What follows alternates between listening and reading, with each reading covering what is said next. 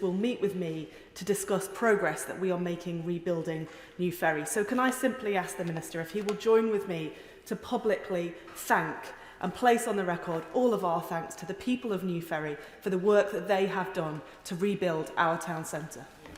Minister. Thank you, Mr. Speaker. Can I thank the Honourable Lady? And of course, absolutely agree with her.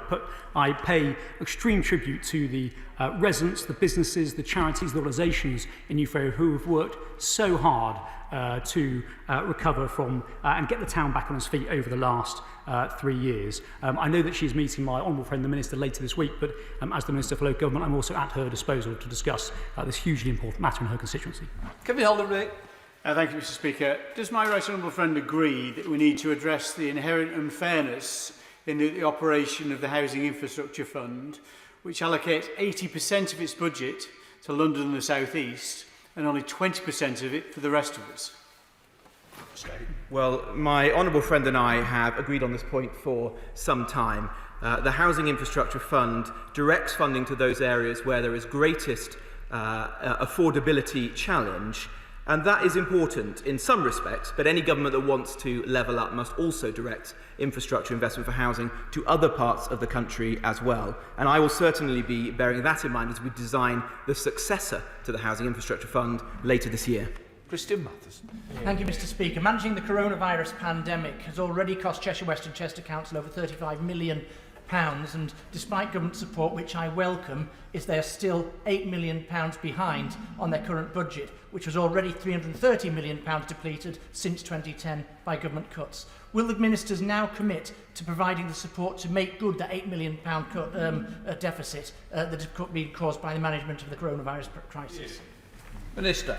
Thank you, Mr. Speaker. As I've said, we have provided £4.8 billion to local authorities up and down the country to support them with the cost of the pandemic. £3.1 billion has been spent so far in addressing those pressures, and of course he is aware that his council has received £21 million in additional COVID funding on top of the increase in core spending power of almost £18 million this year, which of course he supported. Scott Benton. Thank you, Mr. Speaker. May I take this opportunity to thank my honourable friend for the unprecedented level of financial support that his department has provided to regenerate Blackpool Town Centre. Not just the £8.6 million we received over the course of the summer, but also the £50 million we are expecting to receive via the Towns Fund and Future High Streets Fund. Can he reassure me that regenerating towns such as Blackpool will remain at the very heart of this government's levelling up agenda as we get the economy back on track? Secretary-General. Well, my honourable friend has been a doughty champion for Blackpool in his time in the House so far, and it's absolutely right that Blackpool receives further investment to help it to continue to drive forward. So that's why I'm pleased that it's a recipient of the High Streets Fund and the Town Deal, and I look forward to announcing the outcome of both this autumn. Chris Brown.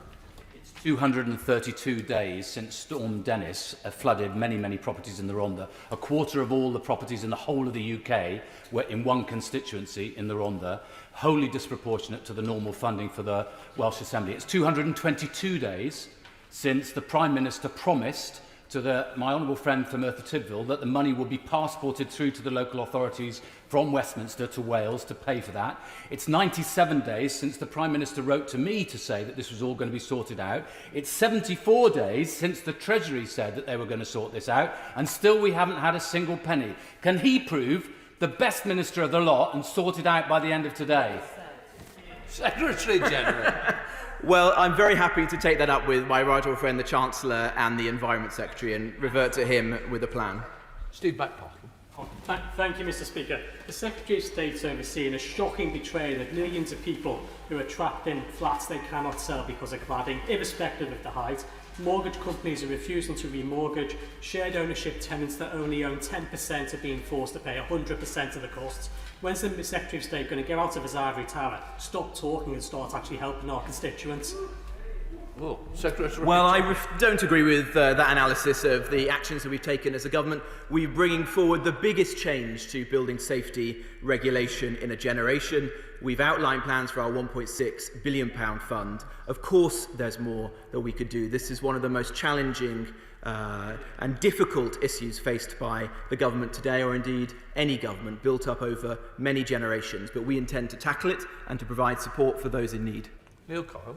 Thank you, Mr. Speaker. COVID regulations prevent homeless shelters opening. So will the government extend the severe weather emergency protocol to cover all areas affected by any lockdowns to both protect homeless people and prevent the virus spreading? Well, we're working with the Chief Medical Officer's team and Public Health England to prepare guidance as to how night shelters could be open safely and in which circumstances, but he's obviously right to say that it's difficult to do so in a COVID-compliant manner, and so we're working with local councils to consider other alternatives so that nobody should be left on the streets in the coldest weather this winter. Tom Randall. Thank you, Mr. Speaker. My Gedling constituents in villages like Burton Joyce and Stoke Bardoff understandably want to protect their green spaces and their village identity. It's part of what makes those places what they are. So can my right honourable friend confirm that the government's proposed planning reforms will ensure that local people are in power to decide upon the shape of their community? Secretary General. I can certainly confirm that to my honourable friend. We want to ensure that the green belt is protected so that there are beautiful green spaces for our constituents to enjoy, and the identity of villages and communities such as those that he represents are protected and preserved for future generations. We're heading up to Scotland with Kenny McCaskill. Kenny McCaskill. Thank you, Mr. Speaker. John Wheatley's 1924 Housing Act transformed municipal housing not simply for Scotland but for the UK. A century on, that legacy has been tarnished by Tory policies and is now threatened by the Internal Market Bill, as my colleague for Glasgow East mentioned. Will the Minister guarantee not to reduce Scottish standards given the understandable fears that arise as a result of Grenfell and other Tory cutbacks? Or will the lesson be, as with other Red Clydesiders like John Wheatley, only an independent Scottish Parliament can protect the rights of Scottish people? Secretary General. Well, the honourable member is entirely incorrect. We are determined to build more homes in this country whilst protecting and enhancing standards. And absolutely nothing that we do will compromise building safety regulations. Indeed, quite the opposite. We're creating the largest change to building safety standards in my lifetime. Final question from Manira Wilson. Thank you very much, Mr. Speaker. In ensuring that children with special educational needs and disabilities have the provision that they need locally, the London Borough of Richmond is now running a cumulative deficit of some £15 million in the high needs element of its dedicated schools budget, putting the wider council finances and services at risk. So will the Secretary of State agree to meet with me, representatives of the council and the Department for Education to find a workable solution to this untenable situation, because our discussions with the DfE have proved fruitless so far? Minister. Thank you, Mr. Speaker, and thank you, the Honourable Lady, for her question. Of course, she's right that the dedicated schools grant is administered by DfE, who are responsible for its amount and allocation, but we are certainly working closely with them, SIPFA and the sector to understand what more can be done to mitigate the immediate risks. I am personally very happy to meet with her council, to have a discussion about what more can be done. In order to allow the safe exit of honourable members participating in this item of business and the safe arrival of those participating in the next, I'm suspending the House for 3 minutes. Order.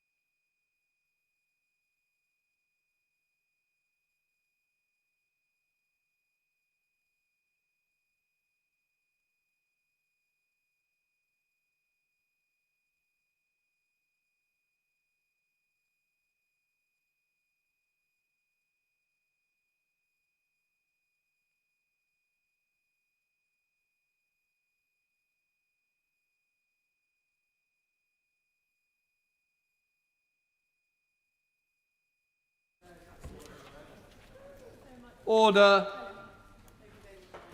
Before I call Kevin Jones to ask his urgent question, I wish to make a short statement about the sub judice resolution. I've been advised that the 44 cases referred to in the urgent question are formally still the subject of active legal appeal proceedings.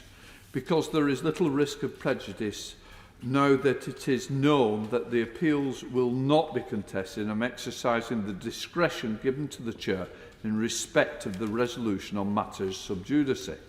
To allow exchanges today by waiving sub judice in respect of these cases, all enrolled members should, however, be mindful that some cases remain contested or may be the subject of future legal proceedings and should be cautious in making reference to individual cases. I call Kevin Jones to ask his urgent question. Thank you, Mr. Speaker. Can I ask the Minister to make a statement on the 44 post-office prosecutions in light of the CCRC's actions and the post offices?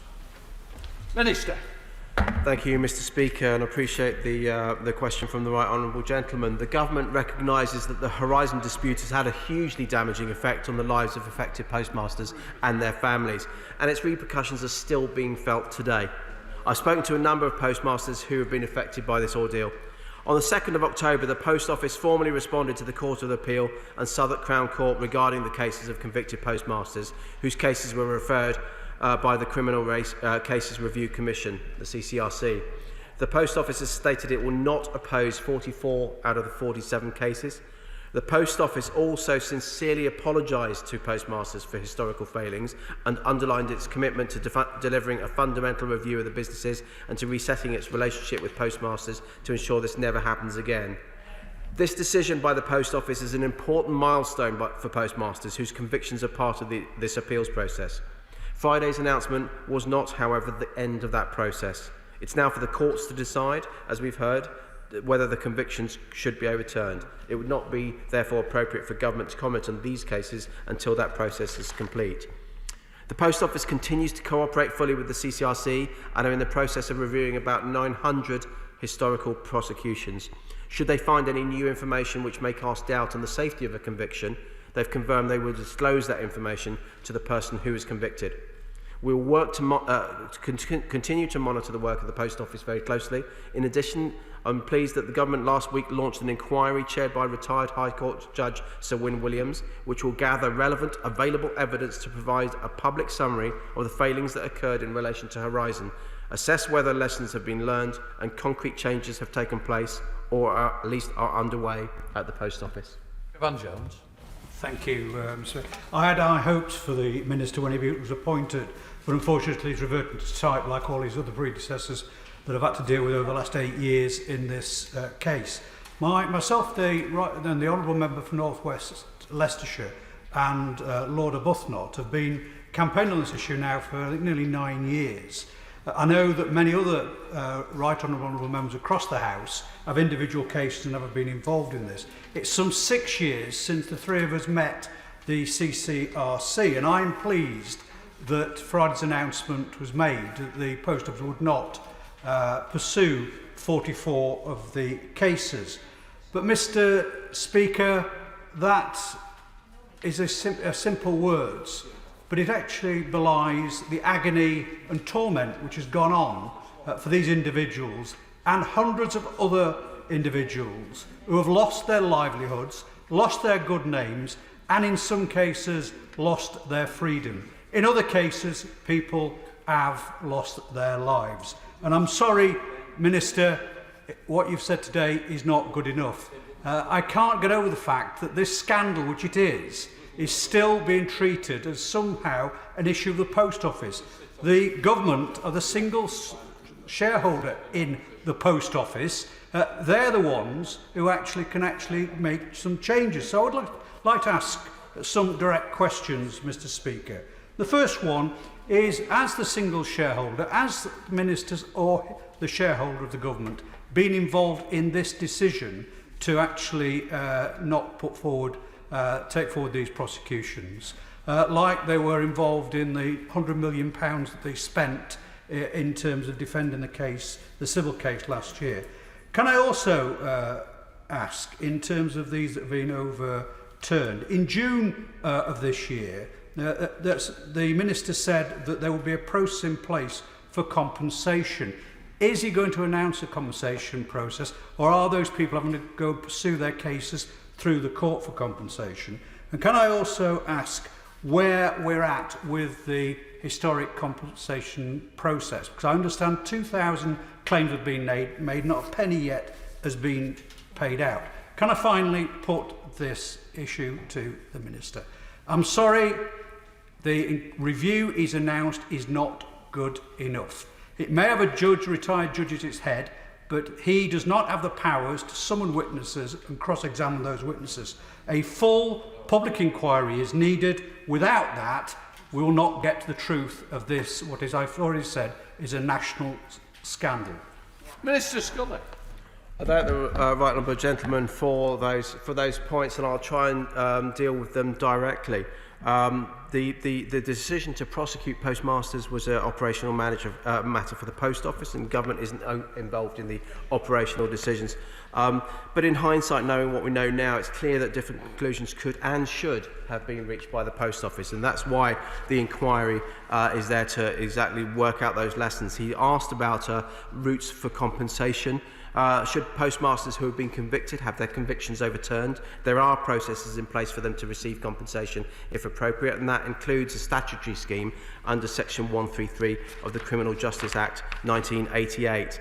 In terms of the latest update regarding the historical shortfall scheme, the Post Office launched that scheme on the 1st of May, which was a scheme for postmasters who weren't part of the group litigation to have issues with shortfalls recorded in Horizon investigated and addressed. The window for that application formally closed on the 14th of August, but late applications are being considered by the Post Office on a case-by-case basis. There have been 2,200 claims, over 2,200 claims, and the independent panel advising the Post Office on the scheme are now assessing these claims.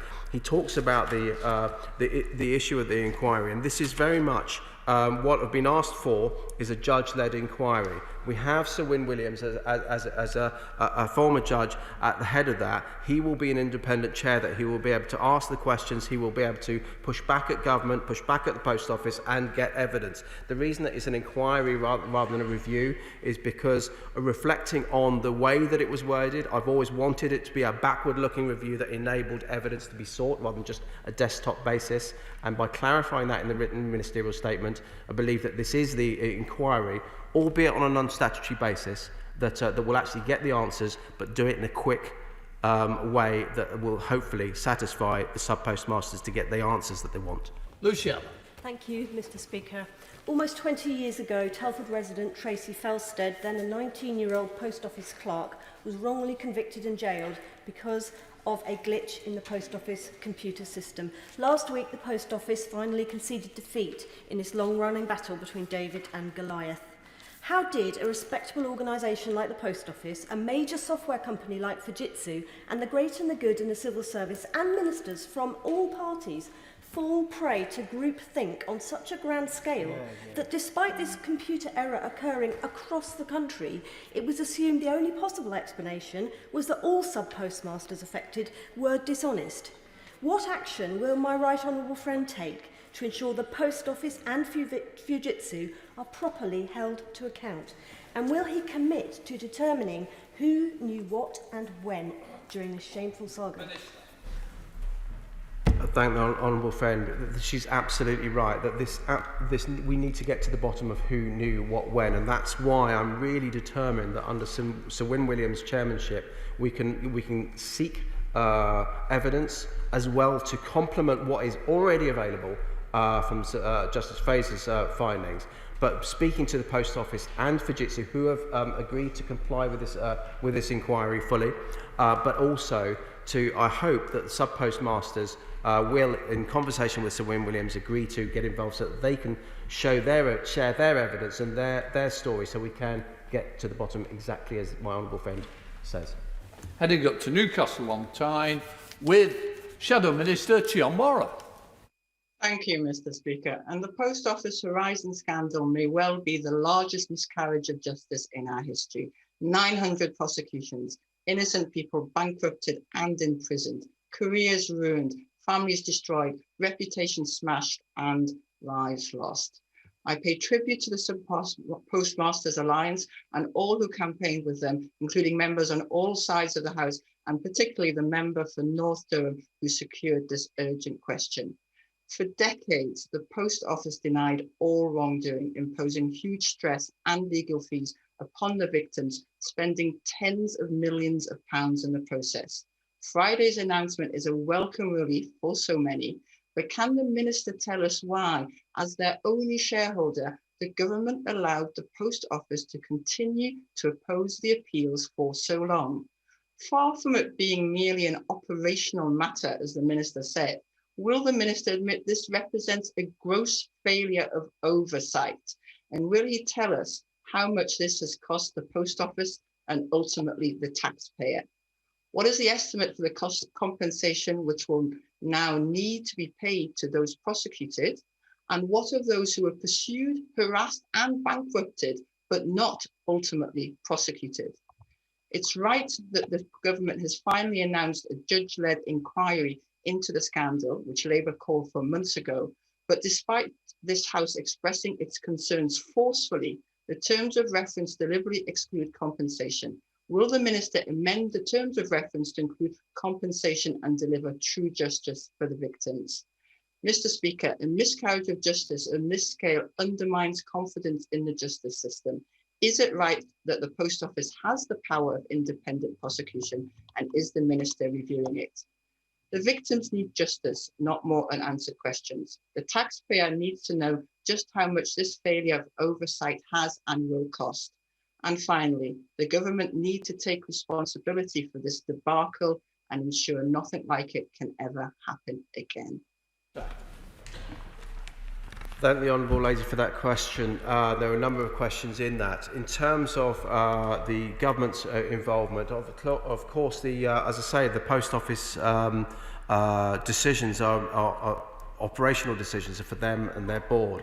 And what happened when, whether any government involvement in terms of the government shareholder or the board's appointee, as well as the Post Office, will come up in that independent inquiry. And it's right that they are questioned so that we do find out what happened and when. In terms of compensation, they're clearly, if the sub-postmasters do get involved in this, do share their evidence, they will be able to share their stories and the losses that they have made, both directly and indirectly. But ultimately, in terms of an inquiry, it's up to an inquiry cannot direct compensation. That has to be done through the courts ultimately anyway. Andrew Mitchell. It's clearly not this very good minister's fault, but it is clear, Mr. Speaker, is it not, that a monstrous injustice by the state has been visited upon these poor postmasters and postmistresses, leaving us all, I would hope, extremely uneasy. And by refusing to allow the inquiry even to consider the compensation they should be given, isn't the government, which owns funds and directs the Post Office, in danger of making an already truly dreadful situation even worse? Minister.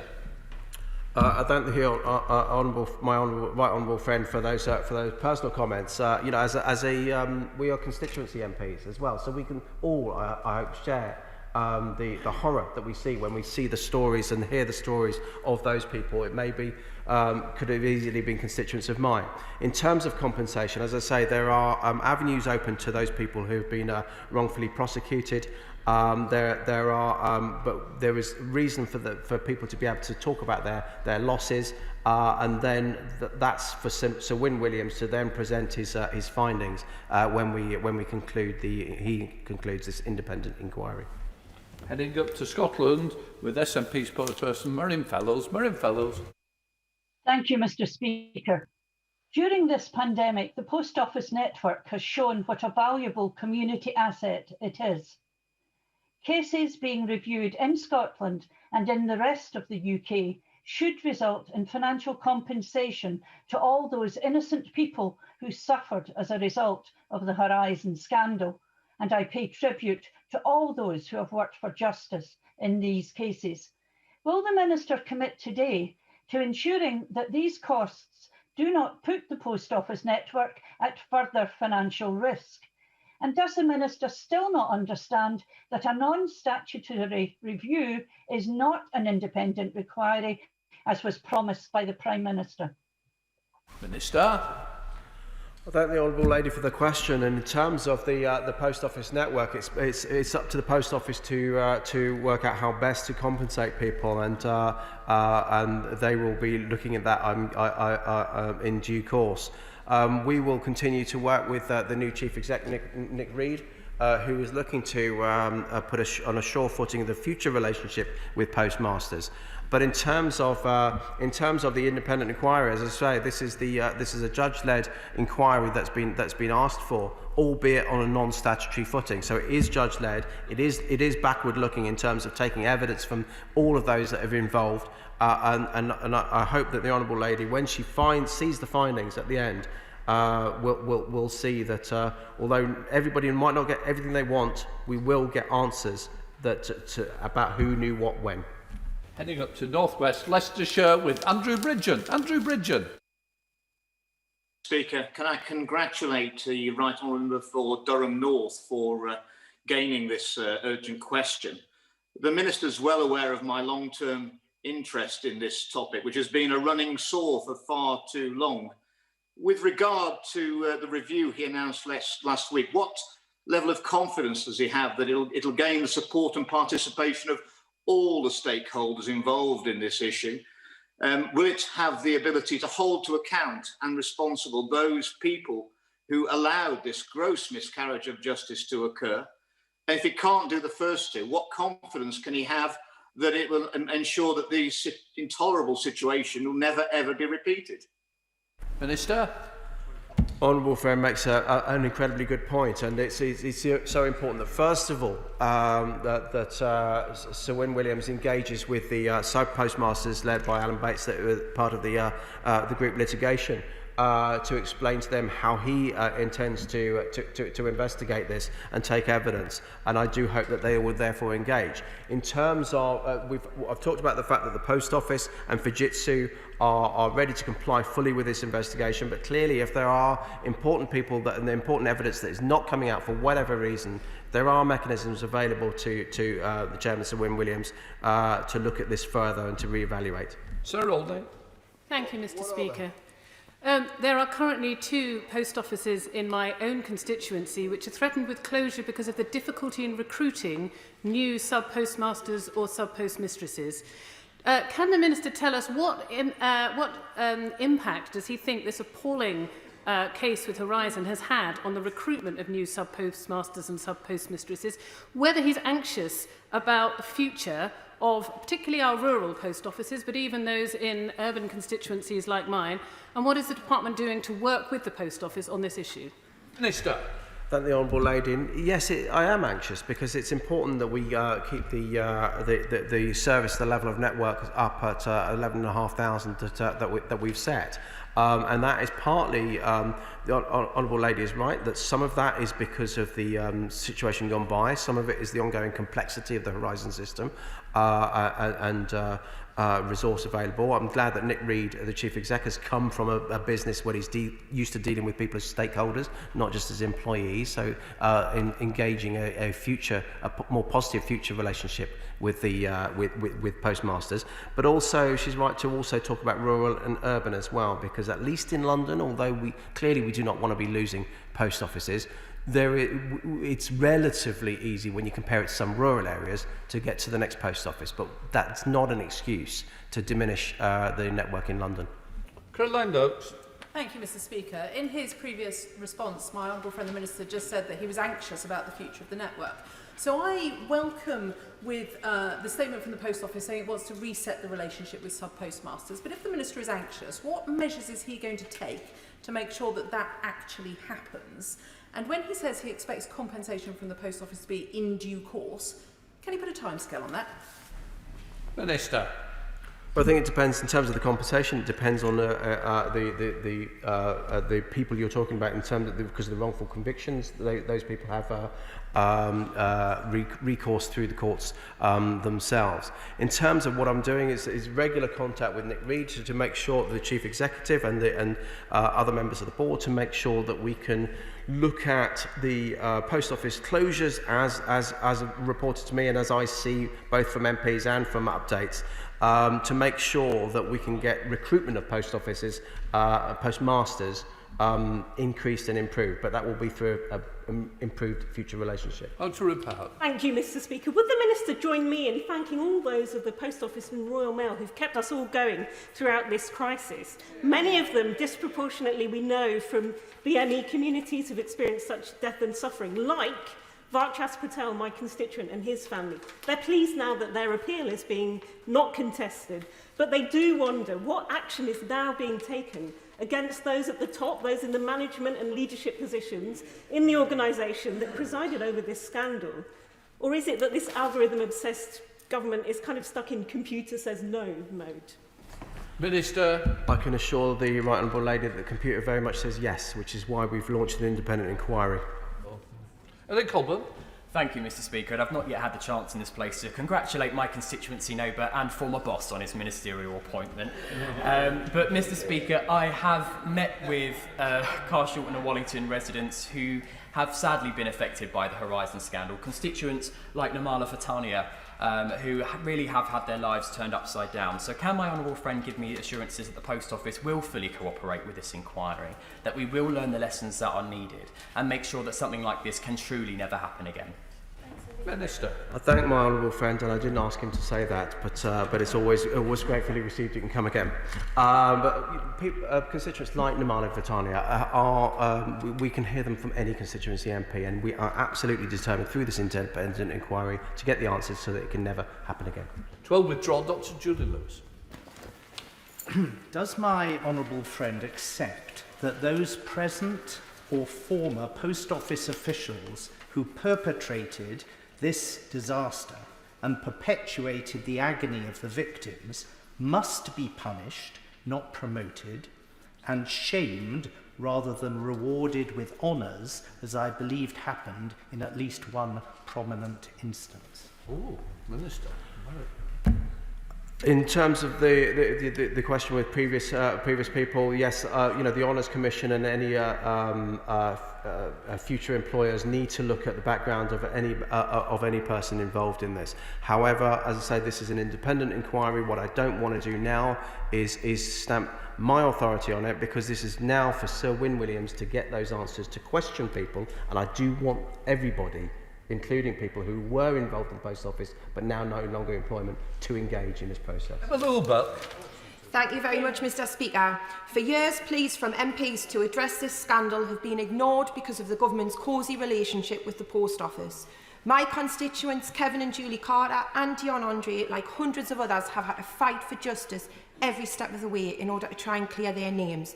They have lost more than the Minister can ever comprehend.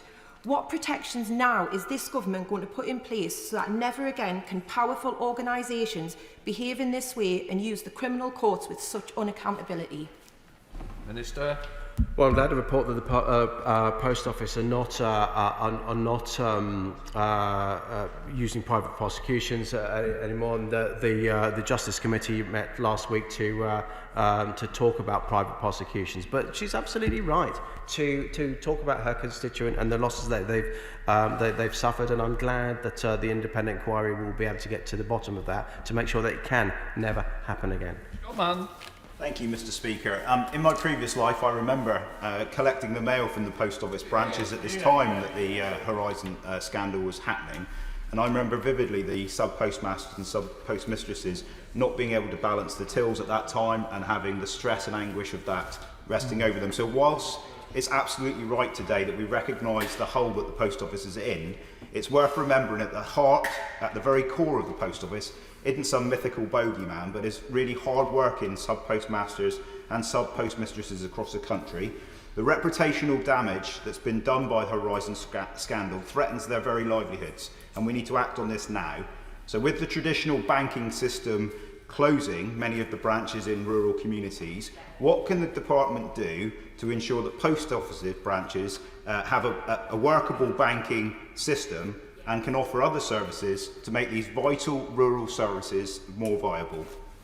Minister. I thank my honourable friend for that really important point. It's really important to remember what a vital service the post office is for all of us, and we must make sure that whilst we're looking backwards at the situation with those sub-postmasters, we don't threaten the future viability of that network. In terms of banking, we work with the post office as they are introducing greater services for various banks to expand the branches and types of banks that they can actually deal with in-house.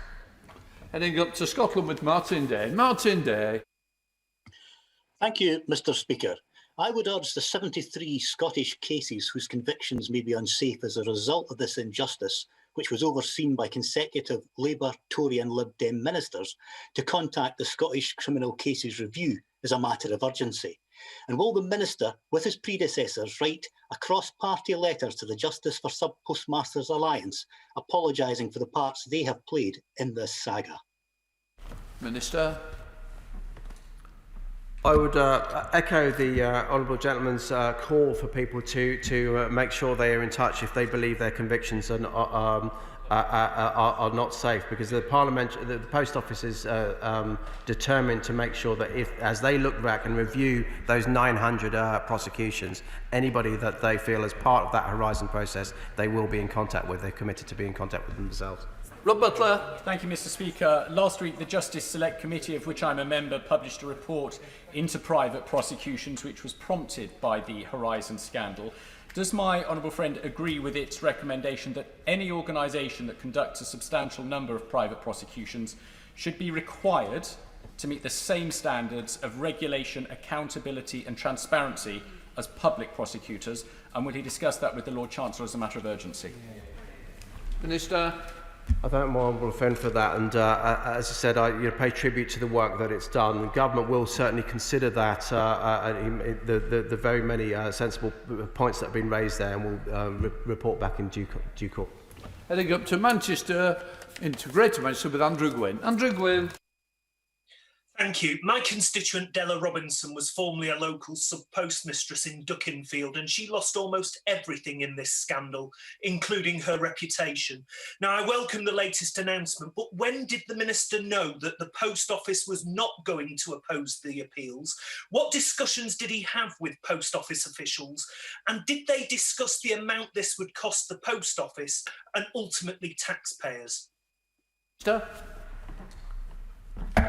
I think this is, we discuss with Post Office regularly. It's the Post Office decision not to oppose this, and this is clearly part of that recognition that they've got things wrong so much over a period of time. And I'm glad that this change of approach is something that can actually get to the bottom of sub-postmasters' questions and clearly right the wrongs of the past. Thank you, Mr. Speaker. My father used to be a postman, and I know the vital role that postmasters play in serving many of our communities, especially in rural areas like the High Peak. But the way that many of them have been treated during this scandal is appalling. Can the Minister assure me that he will do everything he can to make certain the Post Office keeps to the commitments it's now made, and that we learn the lessons so that something like this can never happen again? Minister.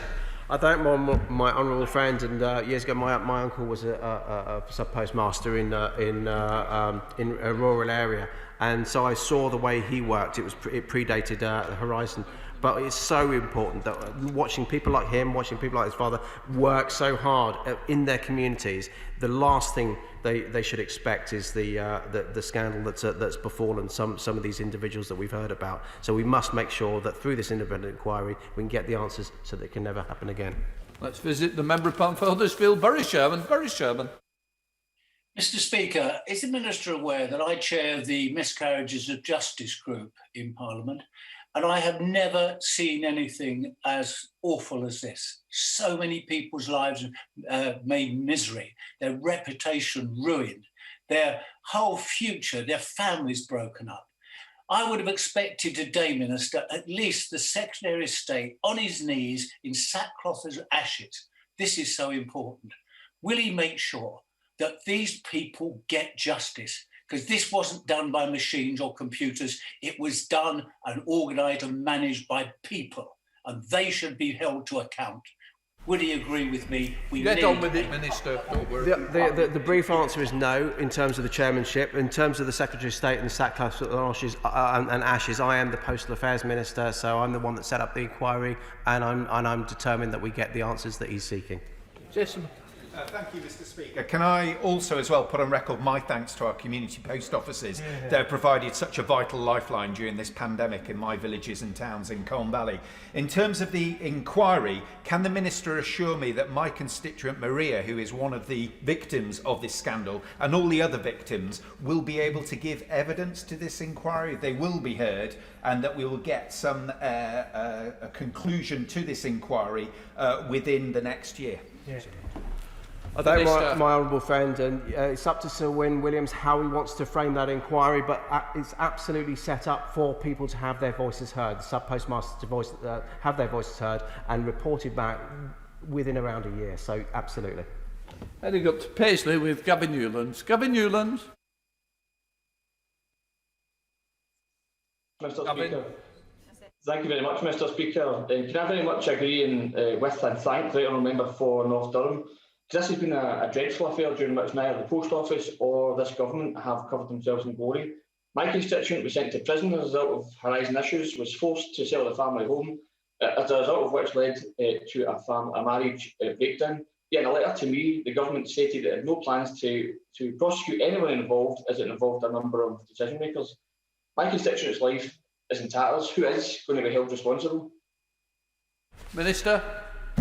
In terms of who's been held responsible, let's wait for the response from Sir Wyn Williams and the independent inquiry.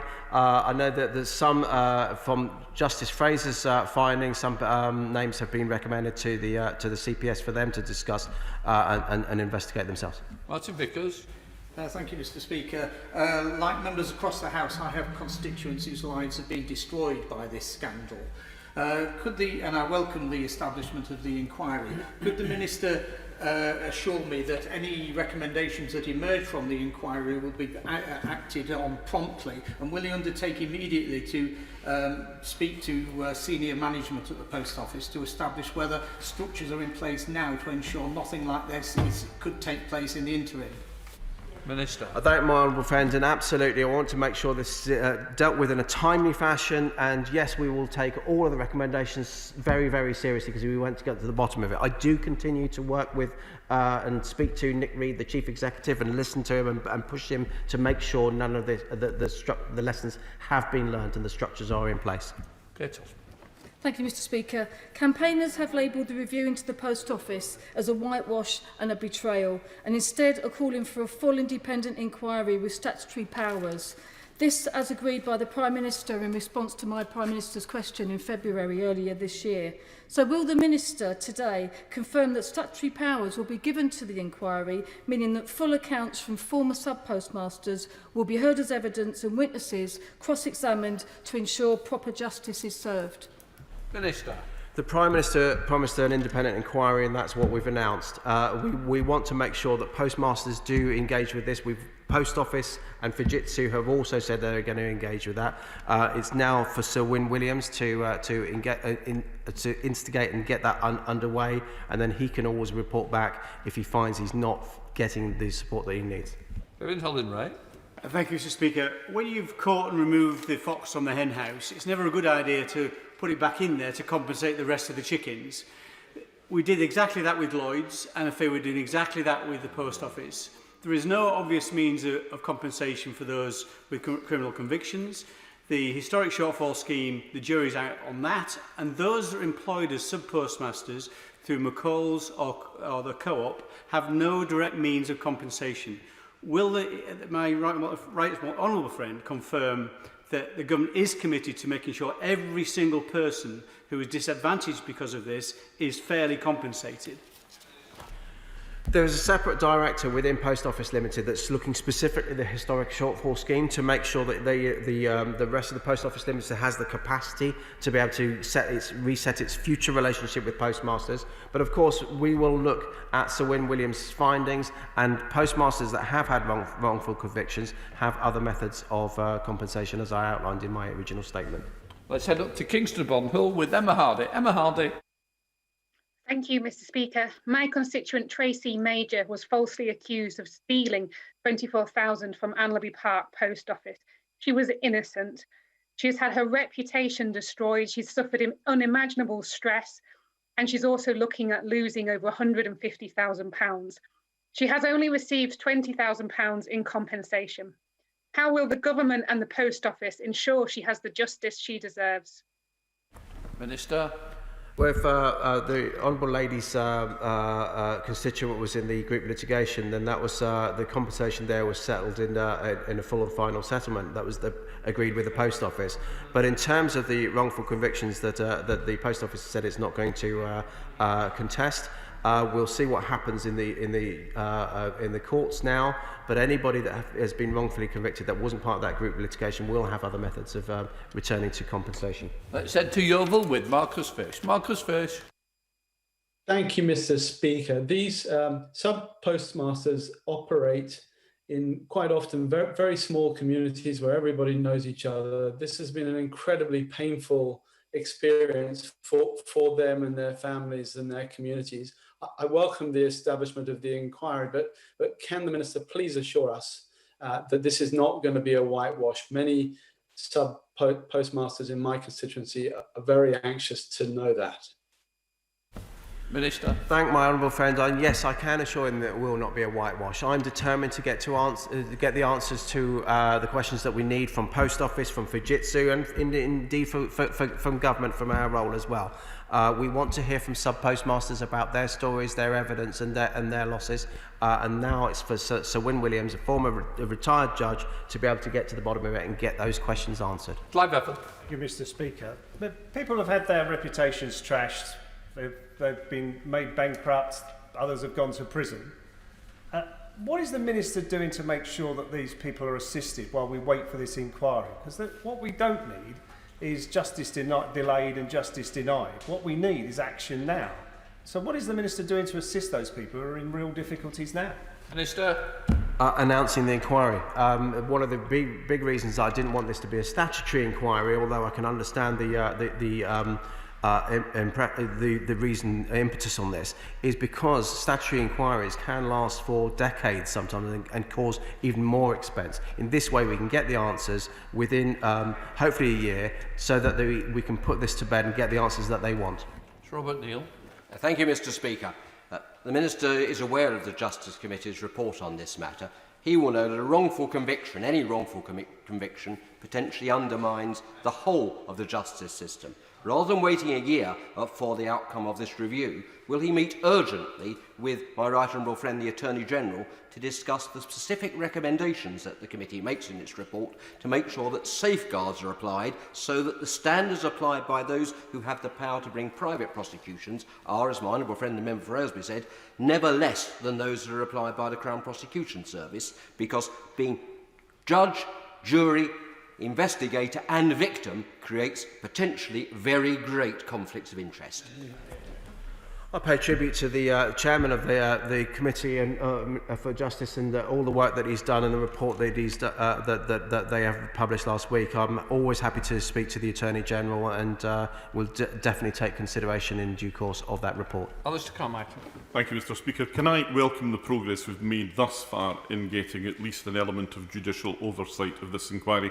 Like others, I would remain sceptical about whether it will be sufficient.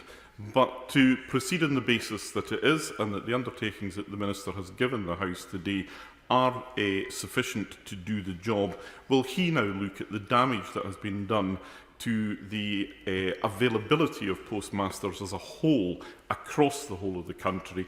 Communities like mine rely very heavily, and it's becoming more and more difficult with every month that passes to fill these very important positions. Minister. I don't know, right honourable gentleman, I can absolutely see the point. I think this may well be a contributing factor, but there are plenty of other factors that actually make it difficult to recruit postmasters in areas, particularly rural areas like his. But we'll make sure that we can do whatever we can to fill those places and keep that network up. Scott Benson. Thank you, Mr. Speaker. The Horizon litigation process has caused immeasurable financial and emotional suffering and distress to those submasters who've been affected, including some of my own constituents. Will my right honourable friend commit to studying whatever recommendations may come forward from the inquiry to ensure this never happens again? Minister, my honourable friend, and yes, one of the reasons for making a non-statutory inquiry that we can get the answers quickly, so that we can study them, so that we can put things in place, and we can make sure that Post Office has put these structures in place to make sure it never happens again, and we can keep their feet to the fire to make that actually work. Navandru Mishra. Thank you, Mr. Speaker. The Communication Workers Union has been campaigning on this issue for a long time, and I join others in paying tribute to the member for North Durham for getting this urgent question in the House. Could I just ask the nature of the inquiry that the Minister has set up? It seems to be lacking statutory powers. Will the Minister make comment on that? I know he's made other comments on this matter. And could I also ask how much taxpayers' money was spent opposing appeals when it came to sub-postmaster scandal? Minister. In terms of a statutory inquiry, as I've said in a number of answers, what I want to make sure that we can get the answers quickly, rather than having people, as I described in the previous answer, lawyering up, which adds expense, adds time to the postmasters who have been through so much. I deal with the CWU on a regular basis as well. But we will, in terms of taxpayers' money, the Post Office has funded the prosecutions through their own profits. Mark O'Longy. Thank you, Mr. Speaker. Sometimes when we hear the words lessons learned, it can give the impression that it might sound a little bit glib, if not a little trite. And given the extent and the depth of the harm caused by this scandal, can the Minister absolutely assure me and this House that we will get to the very, very bottom of what has gone wrong?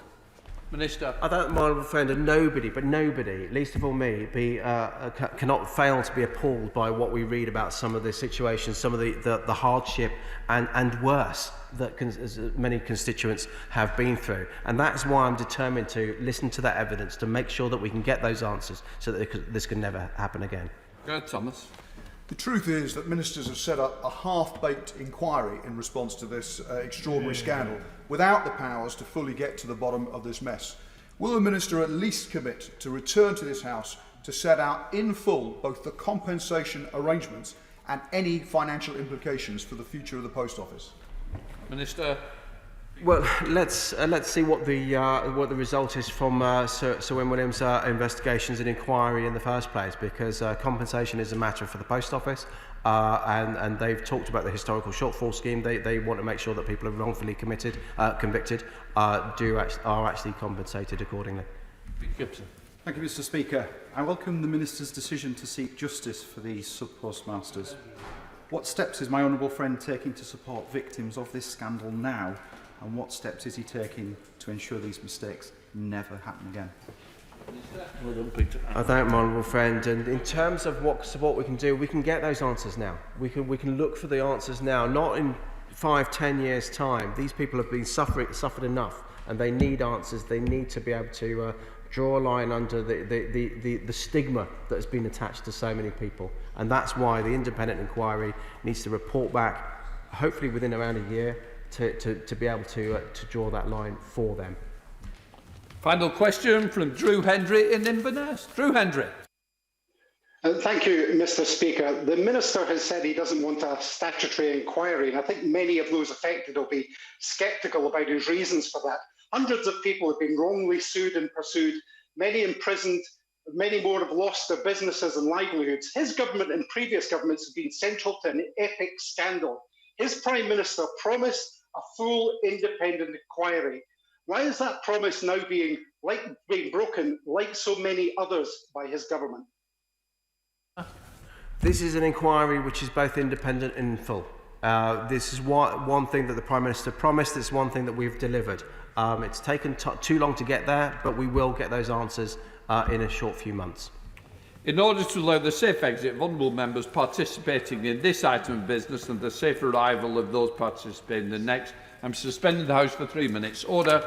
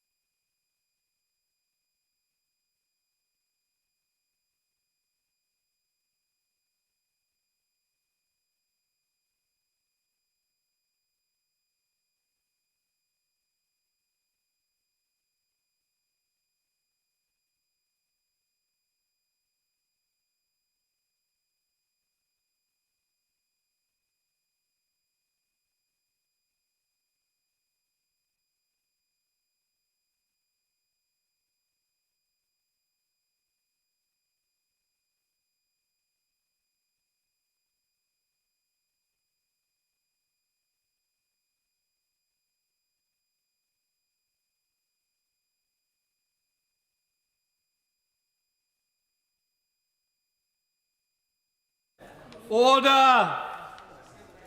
Before we proceed with the Secretary of State's statement, I would like to remind honourable members that the conduct of another member should not be criticised on the floor of the House other than by a substantive motion. I now call Secretary of State Matt Hancock to make a statement. Secretary of State. Thank you very much, Mr. Speaker, and with permission, I'd like to make a statement on coronavirus. The virus is spreading both here and overseas. In the last week, over 450,000 people tested positive for coronavirus in Europe, almost double the number of cases a month ago. And here in the UK, the number of hospital admissions is now at the highest it has been since mid-June. Last week, the ONS said that while the rate of increase may be falling, the number of cases is still rising. Yesterday, there were 12,594 new positive cases. The rise is more localised than first time round, with cases rising particularly sharply in the northeast and the northwest of England and parts of Scotland, Wales and Northern Ireland. Now more than ever, with winter ahead, we must all remain vigilant and get this virus under control. Mr. Speaker, I now want to turn to the operational issues on data publication and the future plans for medicine licensing and, of course, the announcement of 40 hospitals made by the Prime Minister on Friday night. Mr. Speaker, I want to take the first available opportunity to set out to the House the technical issue around case uploads discovered by Public Health England on Friday evening. This is an ongoing incident, and I come to the House straight from an operational update from my officials. On Friday night, Public Health England identified that over the previous 8 days, 15,841 positive test results were not included in the reported daily cases. This was due to a failure in the automated transfer of files from the labs to PHE's data systems. I want to reassure everyone that every single person who tested positive was told that result in the normal way, in the normal time frame. They were told that they needed to self-isolate, which is, of course, now required by law. However, these positive test results were not reported in the public data and were not transferred to the contact tracing system. I want to thank colleagues who've been working since late Friday night through the weekend to resolve this problem, and I want to set out the steps that we've taken. First, contact tracing of these cases began first thing Saturday. We brought in 6,500 hours of extra contact tracing over the weekend, and I can report to the House that as of 9 a.m. today, 51% of the cases have now been contacted a second time for contact tracing purposes.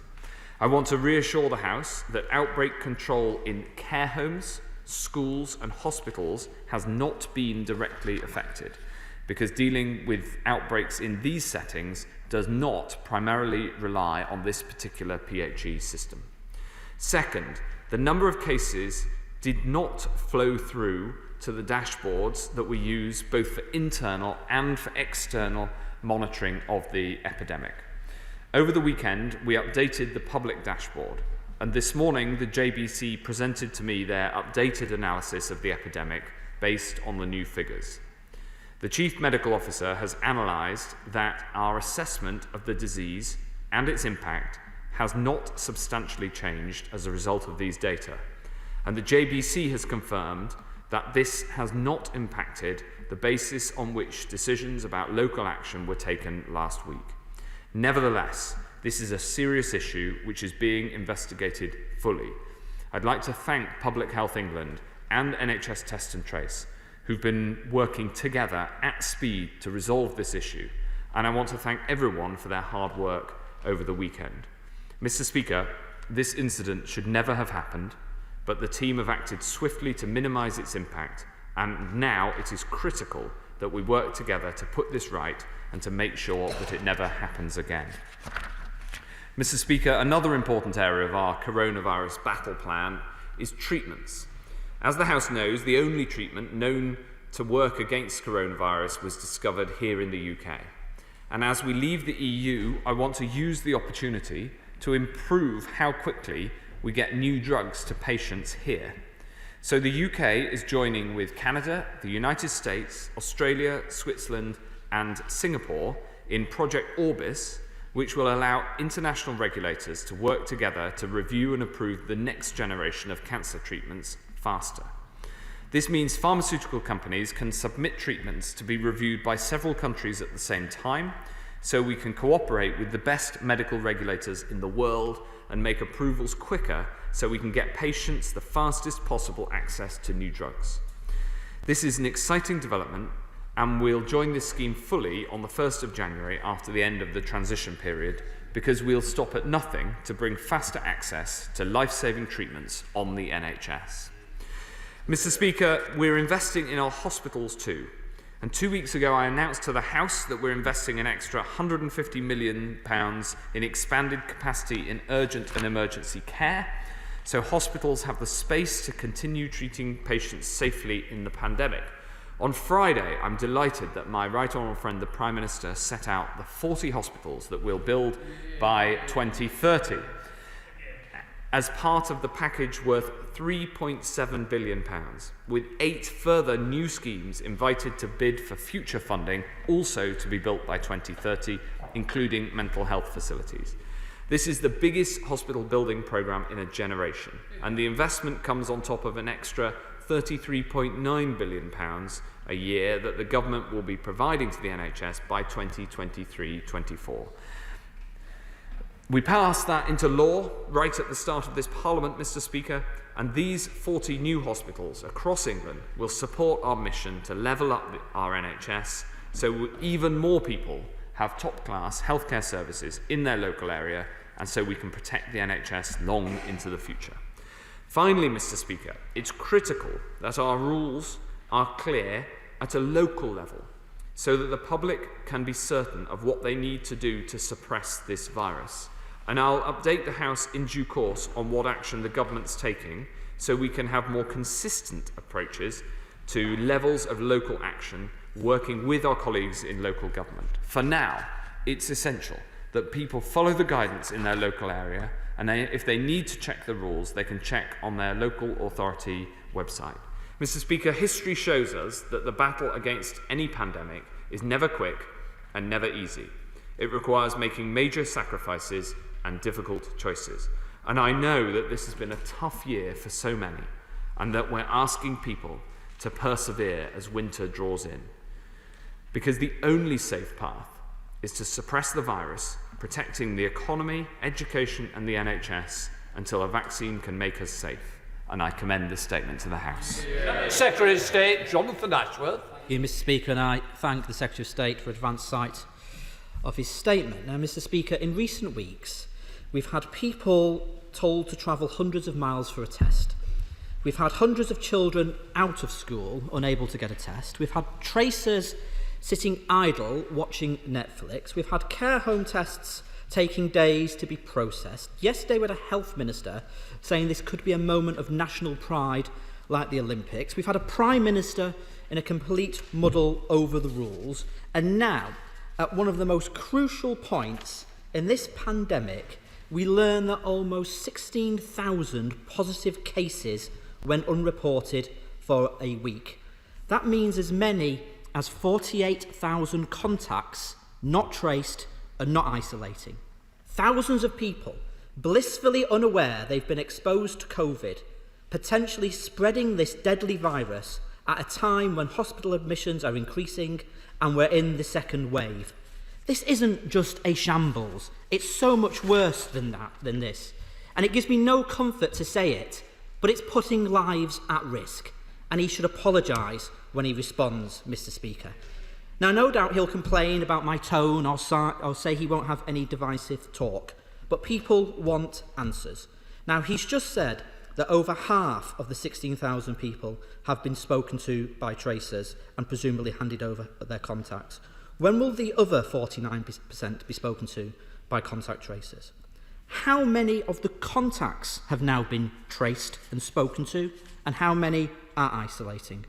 Why did nobody notice this issue until Friday night? Why did it take until 9:30 on Sunday evening for this to become public? Because clearly the Prime Minister was aware of the problem, because he said on MAR yesterday morning there has been a, quote, failure in the counting system, now rectified. Now, speed is of the essence when dealing with a pandemic. So when were local directors of public health informed? He says this is an ongoing issue, so not rectified, as the Prime Minister said on MAR. When will it be fully resolved? Public Health England sources say they report the data when they get the data from Test and Trace. So can he confirm that data could not be handed over to PHE because of the size of the files, of the Excel spreadsheet files? And was this an issue at one particular Lighthouse lab, or is it across all the Lighthouse labs? And why are critical databases in a national pandemic hosted on Excel spreadsheets? Why aren't they using specialist database software? Now, he likes to boast of his background in software development. So did he sign off this system? Was he aware of it? The Department of Health is responsible for the integrity of Pillar 2 testing data. His department is the data controller. So he is ultimately responsible for this mess. A mess that is made up of the fragmented systems passing data back and forth between his department, PHE, and outsourcing companies like Serco and Deloitte, and it's costing us £12 billion, Mr. Speaker. Surely now is the time to not renew Serco's contract and instead give responsibility and resources to NHS labs and local public health teams to deliver testing and tracing, Mr. Speaker. Now, he says the data does not impact on decisions that have been made about local restrictions, but areas already under restrictions like Bury, Hyndburn, Burnley, Manchester, Liverpool and Newcastle have seen increases as a result of this data. Will areas like these and others under restrictions now be given extra help and resources to battle this virus? And other parts of the country, not under restrictions, are also climbing higher with this new data, such as Newark and Sherwood. So should we expect more local restrictions this week? I notice he says he's bringing in he's set to bring in a new free-tiered system to replace the confusing network that's in place now. Will he update the House on what the new criteria will be for an area going into restriction and what the criteria will be for leaving restriction? Because so far, it's been a bit like Hotel California. You can check out, but you can never leave, and families deserve answers. Mr. Speaker, the Prime Minister told this House on 20th of May we would have a world-beating system in place by June. It's now October. The system is neither competent nor improving.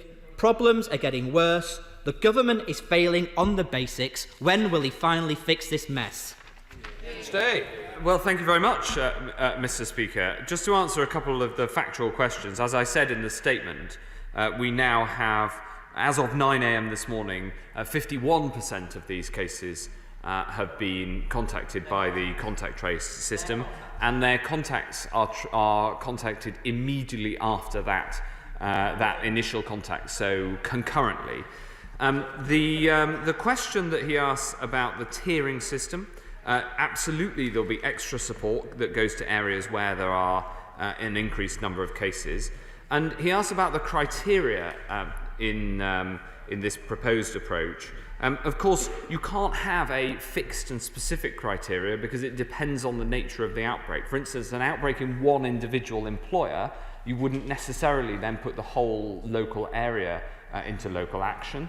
And so sometimes there has to be, well, all the time, we try to make the intervention as targeted and as localised as possible. But obviously, sometimes it does need to be broad, as he mentioned, in the northwest and across large parts of the northeast. And one example is that the intervention in the West Midlands covers 4 of the 7 council areas of the West Midlands, but not the other 3, because that follows the data. He also asked me about this, the particular IT system in question. The problem emerged in a PHE legacy system, and we had already decided in July to replace this system, and I commissioned a new data system to replace the legacy one. and the contracts were awarded in August, and the work on the upgrade is already underway. So whilst of course we have to immediately change and solve the problem, we also need to make sure we upgrade this system, and we'd already put in place the contracts to ensure that that is happening. In the meantime, of course, it is critical that we work together to fix these issues that were themselves identified by PHE staff working hard late on Friday night, and I want to thank the PHE staff who've done so much working to resolve this issue over the weekend. And of course, in the answer to the final one of his questions, we need to make sure that we get through and get to contact trace all of those cases as soon as possible. In 2 days, we managed to get to 51% of them, and that work is ongoing today. Committee, Jeremy Hunt. Thank you, Mr. Speaker. The Health Secretary deserves enormous credit for the expansion of testing capacity, which he has personally championed. But isn't the underlying problem here that the Lighthouse laboratories have been overwhelmed by demand and are going to continue to be overwhelmed? And so do we not need to think about the structures, and in particular whether the responsibility for NHS staff testing and care home staff testing should be moved to hospital laboratories and universities in a way that was advocated this morning by Sir David Nicholson, the former Chief Executive of the NHS? Can I urge him to think about whether sometimes it's tempting to think that just by dealing with this latest problem you're going to solve the whole problem, but this is a situation ahead of winter, ahead of the second wave, when we do need to think about whether these structures are right for what we have to deal with. Well, the expansion of the NHS testing is, of course, critical as well, and the system in question where the problem was over this weekend is a system that brings together the data both from the NHS systems and from the so-called Pillar 2 systems. So that is so the challenge was in a system that integrates the two rather than in just on one side or the other. But he makes a broader point, which is that as we expand the NHS's capacity as part of the overall expansion of testing, we have to ensure that we use that capacity to best effect. And many places, many parts of the NHS, increasingly, it's NHS testing capacity that is used for NHS staff testing, and that is a system that works well because the test is local and convenient, and we're looking to expand in exactly the sort of direction that he outlines. But I would urge colleagues away from trying to bifurcate between these two systems. Essentially, we have a whole series of different ways to access a test, and we need to make sure that people get the tests that are the most easy to access for them as much as possible. Video link. Dr. Philippa Whitford. Thank you very much, Mr. Deputy Speaker. The delay in almost 16,000 COVID cases being entered into government databases has resulted in last week's case numbers being totally inaccurate. The Secretary of State says the updated statistics would not have led to additional measures, but are there any new areas of heightened concern? PHE have blamed the problem on test result files being too big to load onto their central system. Was this, as has been suggested, due to the transfer of data between formats? And if the underlying issue was due to the rapidly rising number of positive cases, why was this not anticipated or identified sooner? And can he be sure that something like this can't happen again? Just as importantly, it means none of those cases were registered with the tracing system. And while, as he says, people with a positive test got their result, and we hope self-isolated, they didn't get direct advice and they did not give the details of their contacts. From the government's own data, people with COVID report an average of 3 to 4 contacts each. So this would represent 50 to 60,000 contacts who weren't identified, asked to isolate, and therefore will have continued to spread the virus.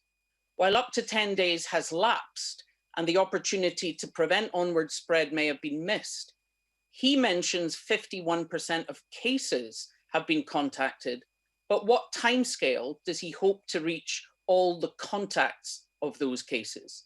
And given only about 60% of community contacts in England are currently reached, will he involve local authority public health teams in what is now a massive contact tracing operation? Thank you very much. Well, to the core of her, the Honourable Lady's point, the assessment of the epidemic on the basis of the updated data is core to our approach to tackling the epidemic, and the Chief Medical Officer has analysed that, the new data, which we've now published. So on the coronavirus.data.gov.uk website, you can see the data, and that's on the corrected basis.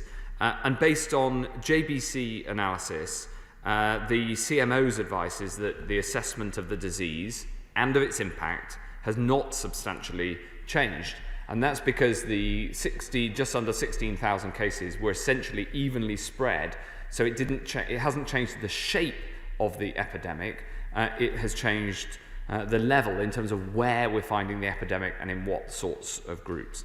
She asks about how many contacts have been contacted as opposed to how many of the primary index cases. As I said, that is happening concurrently. So as soon as the index case has been contacted by test and trace and has been interviewed, then the contacts are immediately contacted. And as I say, we've got through 51% of the backlog over the weekend, and we've brought in more resources in order to complete that task. Ray Clark. Thank you, Mr. Deputy Speaker. My right honourable friend and everyone in the House hopes that there will be a safe and effective vaccine available during the months ahead. But the head of the Vaccines Task Force has said that she expects it to be available to only half of the population, concentrating on the over 50s and the most vulnerable. Is that the Secretary of State's understanding, and what are the implications for the other half of the population? Well, this is a very important question, and the Vaccines Task Force has done incredibly important work in supporting the scientific development and manufacture of vaccines, and in procuring vaccines, 6 different types of vaccine from around the world. The work of deploying a vaccine is for my department, working with the NHS and the armed forces, who are helping enormously with the logistical challenge. And we will take the advice on the deployment of the vaccine based on clinical advice from the Joint Committee on Vaccinations and Immunisations. And the chair of the Select Committee will know that 10 days ago, the JCVI published a draft prioritisation, and they will update that as more data becomes clear from the vaccine. That is the government's approach to take clinical advice from the JCVI. Jeff Smith. Thank you, Mr. Deputy Speaker. South Manchester, the Secretary of State will know, now has some of the highest infection rates in the country, but the figures are skewed by the very high rate amongst 17 to 21-year-olds, and many of those appear to be students who are confined to halls of residence, and therefore the spread of the virus ought to be contained. So can I ask for an assurance from the Secretary of State that we won't have any extra lockdown local restrictions in Manchester as a result of figures that give a misleading picture of the extent of the virus in the wider community? Yes, Mr. Deputy Speaker, the Honourable Member makes a really important point, and this is why I resist the temptation to set a simplistic threshold above which a certain level of action is taken. And that's because there might be an incident. I mentioned there might be an incident in a workplace, for instance. There might be an incident within halls of residence where you might get a very high number of cases, but if it's confined and not in the wider community, you wouldn't want to take action to restrict the social activity of the wider community. So that has to be taken into account, along with the data on the number of cases, the positivity, because the number of tests that you put in affects that as well. And we take all of these things into account, both in asking when an area needs to have more restrictions applied, and when we can take an area out of restrictions, which of course is so important for everybody living there. Sir Bernard Jenkin. Thank you, Mr. Deputy Speaker. nobody can possibly doubt my right honourable friend's utter commitment to doing his very best in these circumstances, and indeed the goodwill and hard work of his officials. But this is another incident which further undermines public confidence in the delivery of the government's COVID response. And it is another example of where logistics and planning have let us down. And why can't the government learn from previous successes with the Nightingale hospitals and with PPE, where the military were brought in much more overtly to deal with the logistics and planning and delivery of those programmes, and they should do so on test and trace as well. Well, of course, they are involved, but this specific issue was in a PHE legacy computer system, which we'd already identified needed replacing, and I'd already commissioned the replacement of, and that replacement is currently being built. So, we knew that this was a system that needed replacing. That work is underway at the same time as the remedial action to of course sort the problem more immediately. Video link, Stella Creasy. Thank you, Mr. Deputy Speaker. We have lost a vital week in the fight against the spread of this virus in our country because of a problem with spreadsheets that the Health Secretary tells us they knew about in July. And we are paying £12 billion to these private companies to run this service. And yet the Health Secretary has told us there are no penalties to these companies for poor performance. Who is going to get our money back, Mr. Deputy Speaker? And who is going to take responsibility? Can the Health Secretary tell us where on earth does the buck stop?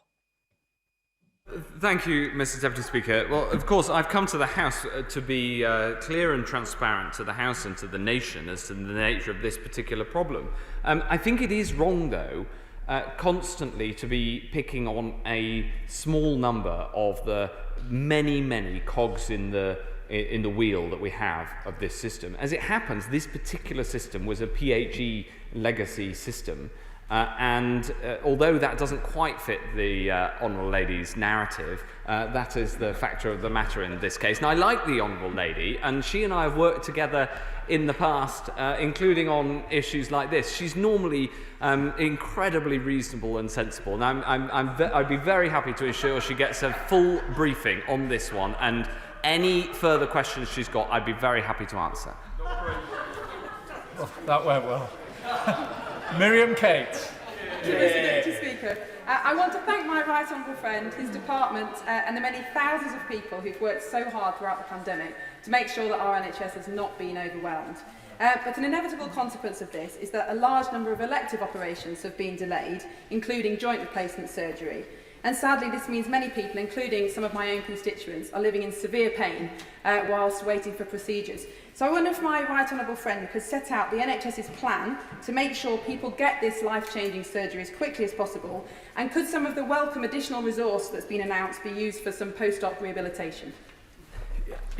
The short answer, Mr. Deputy Speaker, is yes, and my honourable friend makes a really important case. The restart of the elective operations within the NHS is now proceeding apace. Of course, the more we can keep the virus under control, the easier that restart is. But in any case, the NHS has done a huge amount of work over the summer to try as much as is possible to separate the NHS into what are called COVID green areas, where we have a high degree of confidence there isn't any coronavirus, and COVID blue areas where there may be, so that people can get the long-term elective work done that's needed, and that will include an expansion to rehabilitation. She might have seen that one of the list of 40 hospitals that the Prime Minister announced was the DNRC, which is the National Rehabilitation Centre, to be built just outside Loughborough. Video link, Andrew Gwynn.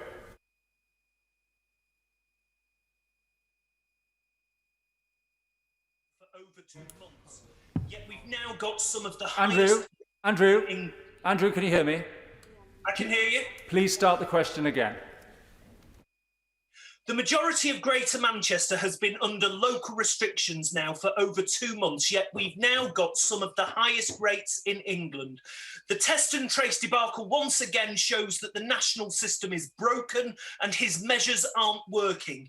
He knows the Greater Manchester authorities are keen to adopt a more localised approach. So if the newspaper reports are right that we're going to get a new tier system, isn't this the right time for the government to give local areas the control over test and trace systems supported by extra financial resources? Thank you very much, Mr. Deputy Speaker. Well, I half agree with the honourable gentleman.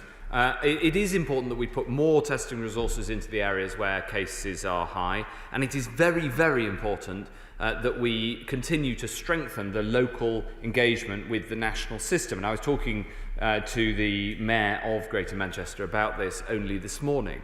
The challenge is that you also need the scale of the national system so that where there's an outbreak, you can bring huge amounts of resources to bear and make sure we can really target the support, for instance, for contact tracing. So it's the combination of the local and the national that's going to get us through this. James Davis. Thank you, Mr. Deputy Speaker. Since Thursday of last week, under Welsh Government local lockdown measures, 500,000 people in North Wales have not been allowed to cross often meaningless county council boundaries without good reason to do so. This is causing huge disruption to livelihoods and well-being. So will my right honourable friend outline his understanding of the scientific evidence for restrictions on travel such as this? Well, my honourable friend raises a very important question, which I know is exercising people who live within North Wales and on the border. I'm not going to criticise the Welsh Government with whom we work closely, but I would say that in England, when we choose to bring in measures restricting travel, we do it with strong guidance at the moment rather than within the law. And part of the reason for that is that there are all sorts of reasons that people might need to undertake a journey. So even where we advise people to minimise unnecessary travel, we do that by guidance, and by the large part, people follow it. Patrick Grady. Thank you, Mr. Speaker. Mr. Deputy Speaker, the First Minister said on Friday that work was underway to improve the interoperability of the two test and trace apps, and I wonder if, because they don't both work at the same time, as I've found out to my own experience, so I wonder if you can say a little bit more about how discussion between the Scottish and UK governments is progressing, and if there's some sort of timescale for allowing the two apps to work together. Yes, I'm delighted to have the chance to agree wholeheartedly with the First Minister of Scotland. We've been working closely together to make sure that the apps in different parts of the United Kingdom work together and interoperate. That upgrade is expected in the coming weeks. We're working on it very hard and very constructively between the two different governments. Andrew Mitchell. Mr. Deputy Speaker, may I thank my right honourable friend for the way he has worked so closely with us in the West Midlands. He knows that I'm in favour of community solidarity and good sense, first and foremost, rather than legal diktat and government fiat.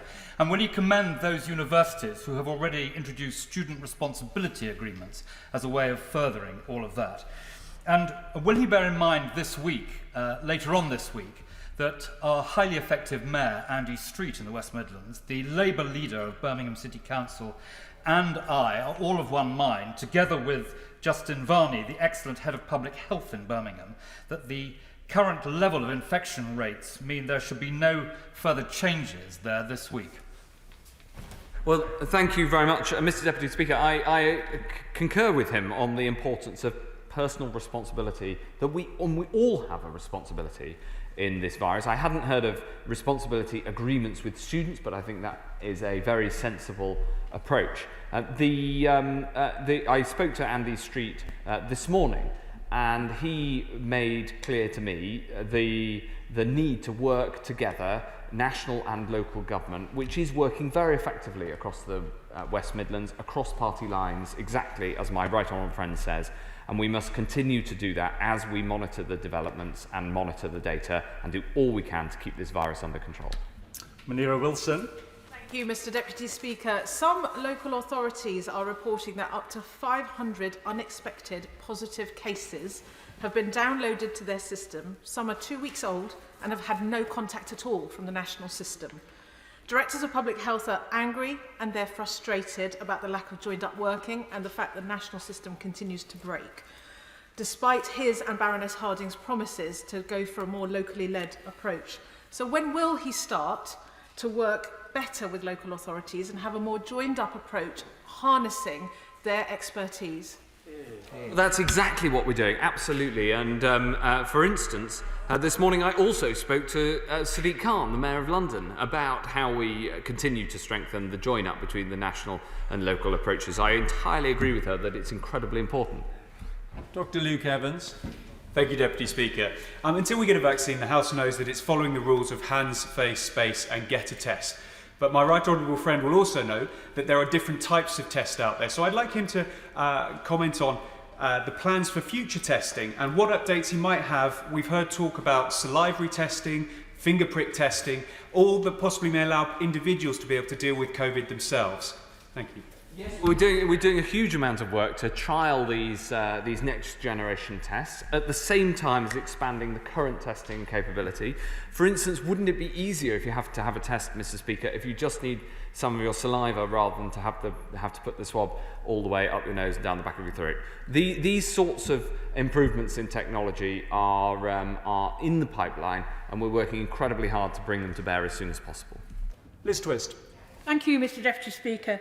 The local authorities in the North East have put forward a proposal to be able to provide a test and trace service regionally.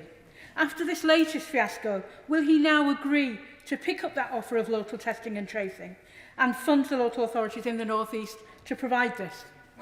We put an extra £10 million to the local authorities in the North East to support the contact tracing, and we also are stitching together the data feeds between the national system and each of the individual local authorities in the North East, and it's a project that we'll keep working hard on, and I'll keep listening to the needs of the local authorities in the North East and across the rest of the country.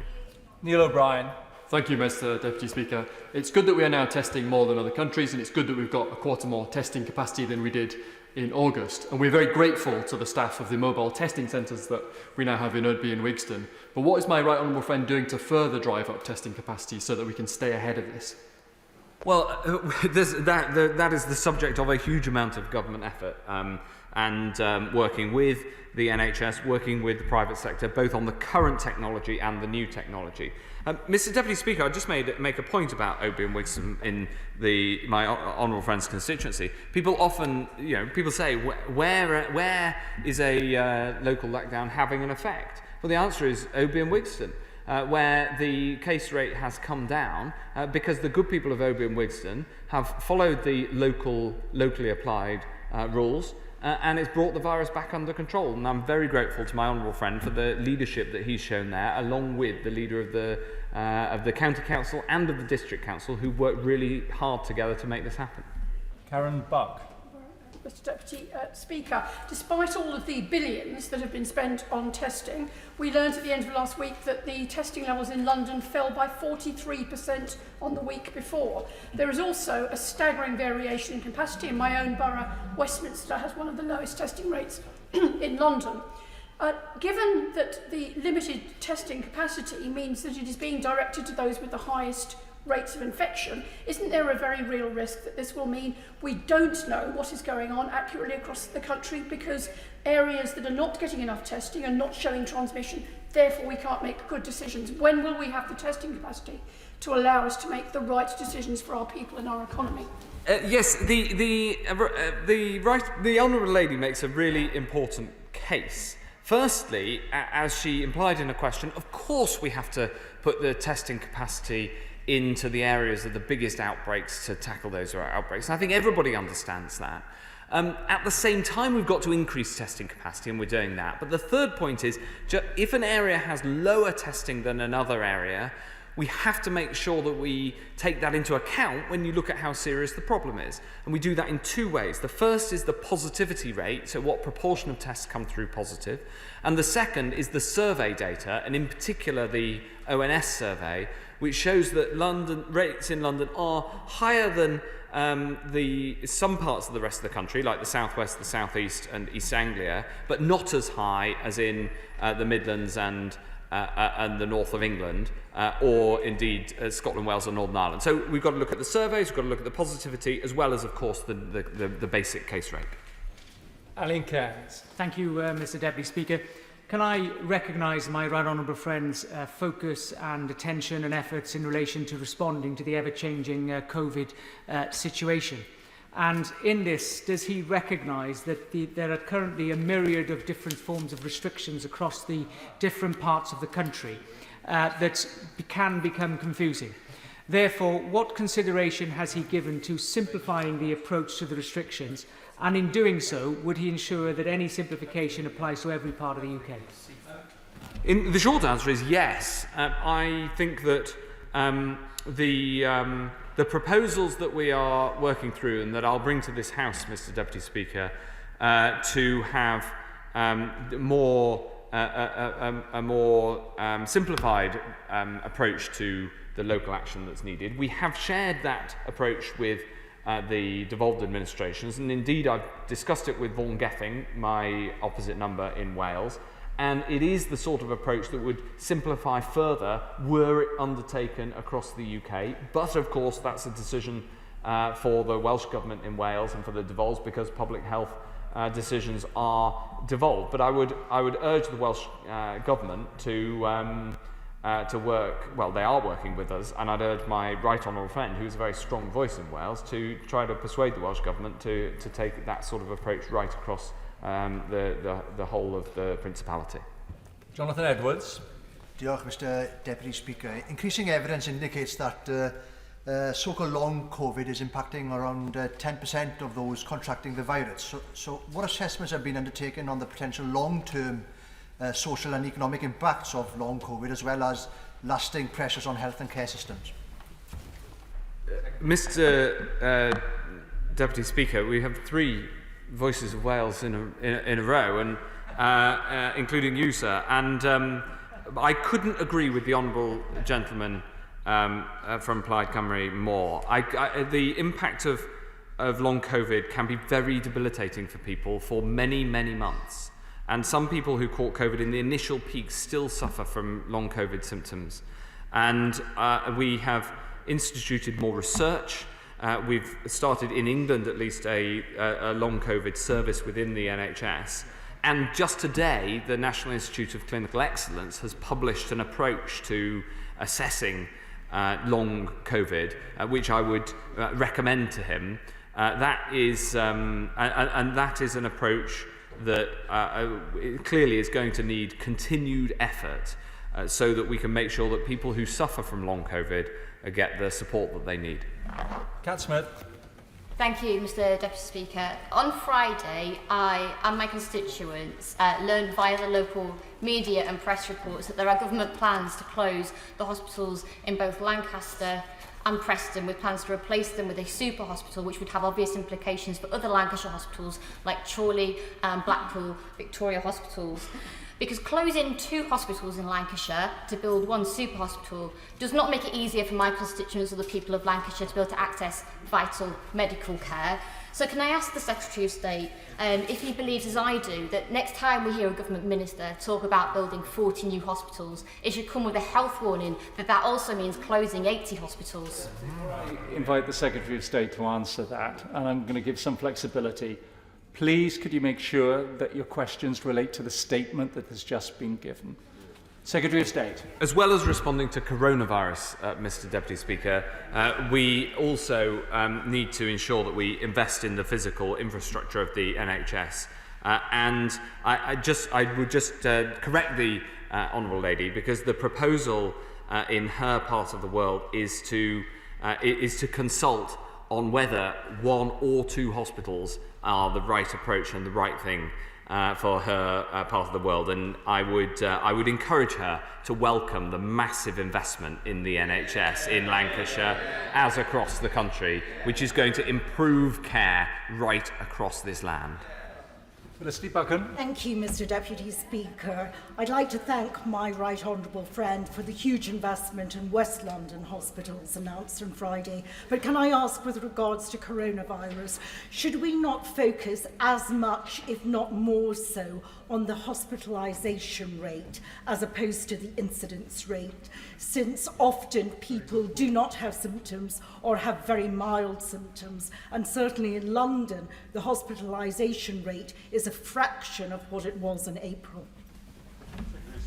Mr Deputy Speaker, of course the hospitalisation rate is a very important factor that we look at, and it's a concern. Unfortunately, the latest hospitalisation rate has risen to 422, which is the highest since the middle of June. Of course, hospitalisations tend to lag the number of cases because people catch the disease and then are, sadly, some of them are later hospitalised. So we keep a very close eye on the hospitalisation rate. The bad news is that it is sadly going up. Video link. Bill Esterson. The 6 councils in the Liverpool City region face a budget shortfall of £150 million. On Thursday, the Health Secretary announced £7 million to be split between the Liverpool City region and 3 further councils. It is a drop in the ocean compared to £150 million. The Health Secretary knows that local professionals have solutions to the problems of test, trace and isolate. He's shown there's not just millions of pounds, but billions available for Serco, Deloitte's, Compass and friends. So when will he invest in local public health teams and sort out the mess of test, trace and isolate once and for all? Thank you, Mr Deputy Speaker. As I said, we have been putting that extra money into local councils, as well as using all sorts of, frankly, all the tools at our disposal, public or private sector. If you're in the NHS, in PHE, in a local council, or a firm that can bring capability to bear on this problem, and it's one big team effort. Selwood. Mr Deputy Speaker, talking of tools at the right honourable friend's disposal, Bournemouth University stands ready to help with lab testing, but it's COVID testing in schools that I would like to address, because today the rules state that entire year groups must stay out of school for 14 days if one of the pupils in that year group tests positive. And of course this causes huge disruption not only to learning but also to working parents who have to provide childcare. So could I ask the Secretary of State, with better testing systems now in place, please, can we review this 14-day rule that sends an entire year group home so we can both keep our children safe but also in school? I would love to be able to review that, but only when it's clinically safe to do so. But I would just point out, both to my right honourable friend and also to all of those in education and in schools across Bournemouth who are following this, that you do not necessarily have to send the whole year group home. You have to send the bubble home, and you can, by ensuring that the way that the school operates, keeps people safe, you can ensure that bubbles are smaller than the whole year group, and many schools do that. So I think the first port of call immediately would be to try to get the bubbles smaller within the school, and then of course absolutely we should work together on other ways to solve the problem. Robbie Moore. Thank you, Mr Deputy Speaker. I do not underestimate the scale of the challenge in ensuring we have enough tests for everyone who needs it, and it's incredibly encouraging that testing capacity has increased by 25% since the middle of August. So can my right honourable friend assure me that he continues to work to get that testing capacity up even further so that venues like Victoria Hall in Keighley can meet demand? Yes, absolutely right. The testing capacity now stands at over 300,000. We're on track to reach 500,000 by the end of this month. I know what a goal for expansion of testing capacity feels like. This is a tough and difficult challenge, but the team are rising to it. And Mr. Deputy Speaker, I'd just say that within Keighley, my honourable friend has really made the case for Keighley so strongly during this pandemic, and he continues to make it in terms of the extra testing capacity that's needed there now. Alison McGowan. Thank you, Mr. Deputy Speaker. However basic this data error may have been, the consequences are very serious. But I want to say to those civil servants working night and day to get this right, the responsibility for this is not on you. It is on those who guarantee the checks to the system. As the Secretary of State has indicated, that is him. So with that in mind, can he avail himself of any data process flowcharts or other diagrams relating to the processing of this data, and all data quality assurance policies and processes, and put those in the public domain, yes or no? Well, I'm very happy to work with the team to see what we can put in the public domain. The challenge of a maximum file size error is that it wouldn't necessarily have appeared on one of those sorts of flowcharts, itself, given the massive expansion of the availability of data storage over recent years, would not, I would expect, be a feature of the replacement system that we're already in train to bring in to replace the system that caused the problem this weekend. But I would just wholeheartedly agree with what she said about the civil servants in the department and staff at PHE who are working so hard during this pandemic. Wigan. My honourable friend gave an excellent answer to the honourable member for Tunbridge Wells. The JCVI report is indeed most helpful and reassuring because it prioritises the vulnerable, the elderly and of course our health workers. However, it last met on the 1st of September and the report is dated the 25th of September. Can he confirm that if there is more information on the progress of the vaccine, that committee will meet again and will get another excellent report? Yes, absolutely. When people are asking questions about how the vaccine will be rolled out, and of course I understand why people are so interested in that, we will of course protect the most vulnerable first, and we'll do that on the basis of clinical advice, and the JCVI brings together the best clinicians in this area. Of course it meets very regularly, and decisions of the JCVI will not be on the critical path to the rollout of the vaccine. I've been assured of that. Video link. Debbie Abrahams. Thank you, Mr. Deputy Speaker. One of my 15-year-old constituents had a COVID test over a week ago, and in spite of chasing, is still none the wiser as to whether she has COVID or not.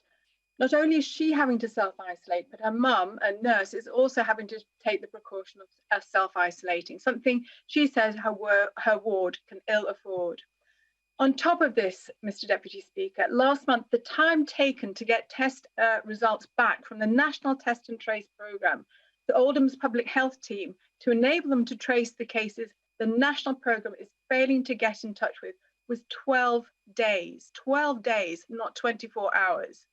So will the Health Secretary please tell my constituents how many of the 16,000 or so lost test results were from Oldham, and how many contacts, not cases, have not yet been traced?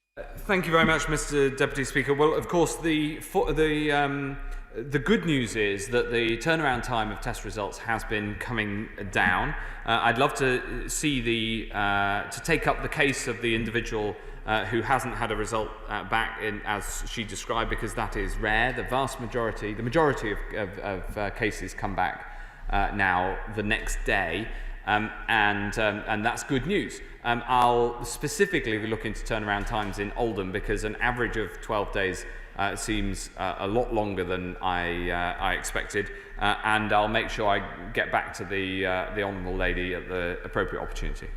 Croft. Thank you, Mr. Deputy Speaker. Speaking to local people, it has become clear that there are still concerns about routine appointments, GP appointments, and increasingly routine dental care as well, which is obviously really important to prevent future problems down the line.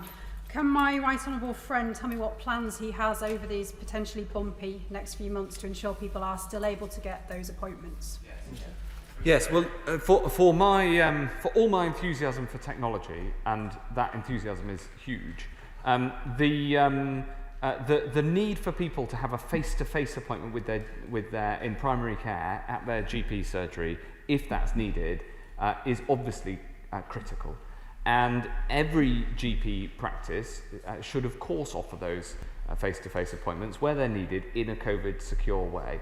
We've made that clear. The vast majority of GPs are doing incredible work and offering the public the service and the vocation that they went into medicine for.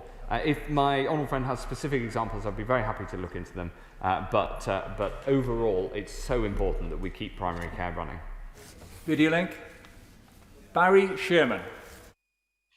Mr. Speaker, my former student, thank you.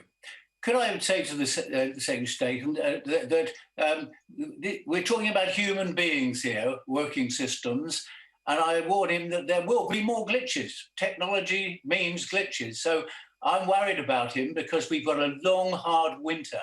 But can I ask him, does he agree with me that what we're doing in Huddersfield and Kirklees is working together as a council, as a local university, as a local health trust, working together, putting party political issues to one side.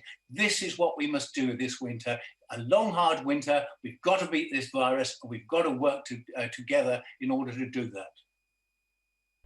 I agree with every word that my honourable friend said. Aaron Bell. Thank you, Mr. Deputy Speaker.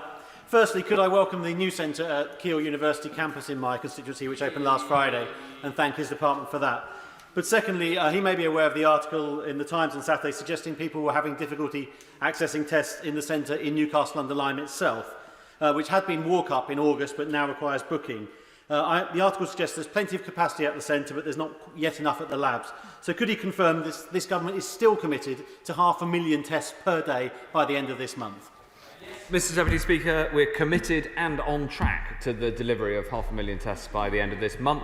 We have capacity at over 300,000 now. I saw the article in the Times newspaper. Of course, one of the good things is that in Newcastle-under-Lyme, the case rate had come right down, which meant that we had a walk-in centre because it was an outbreak area, and it stopped being an outbreak area because everybody in Newcastle-under-Lyme did their bit and brought the case rate down.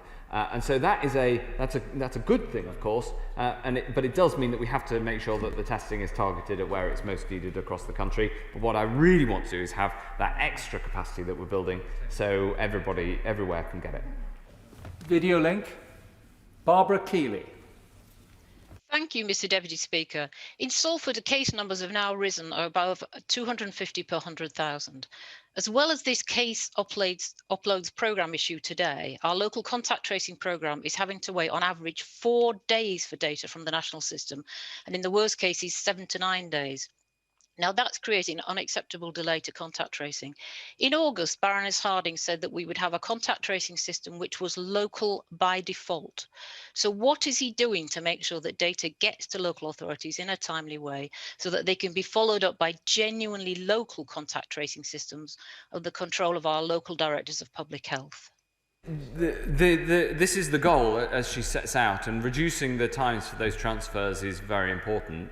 And making sure that the transfers happen effectively and in an automated and cohesive way is very important. But the approach that she sets out of using the national system to to do the first attempts at contacting people, contact those who it's easy to contact, and then use the local system to contact those where it's more difficult, where the boots on the ground can help.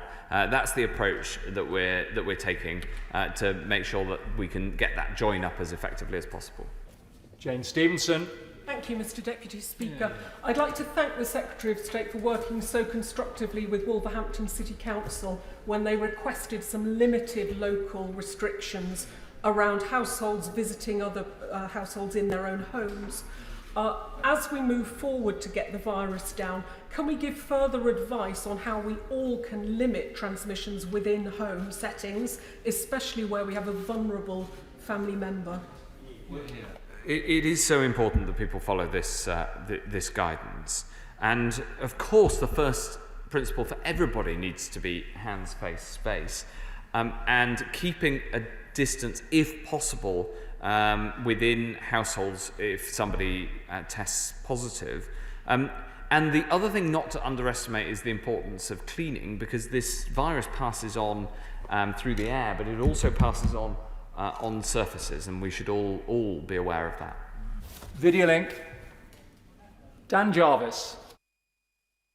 Thank you, Mr. Deputy Speaker. It was good to see the Secretary of State earlier today, and I very much hope that he'll keep talking to local and regional leaders.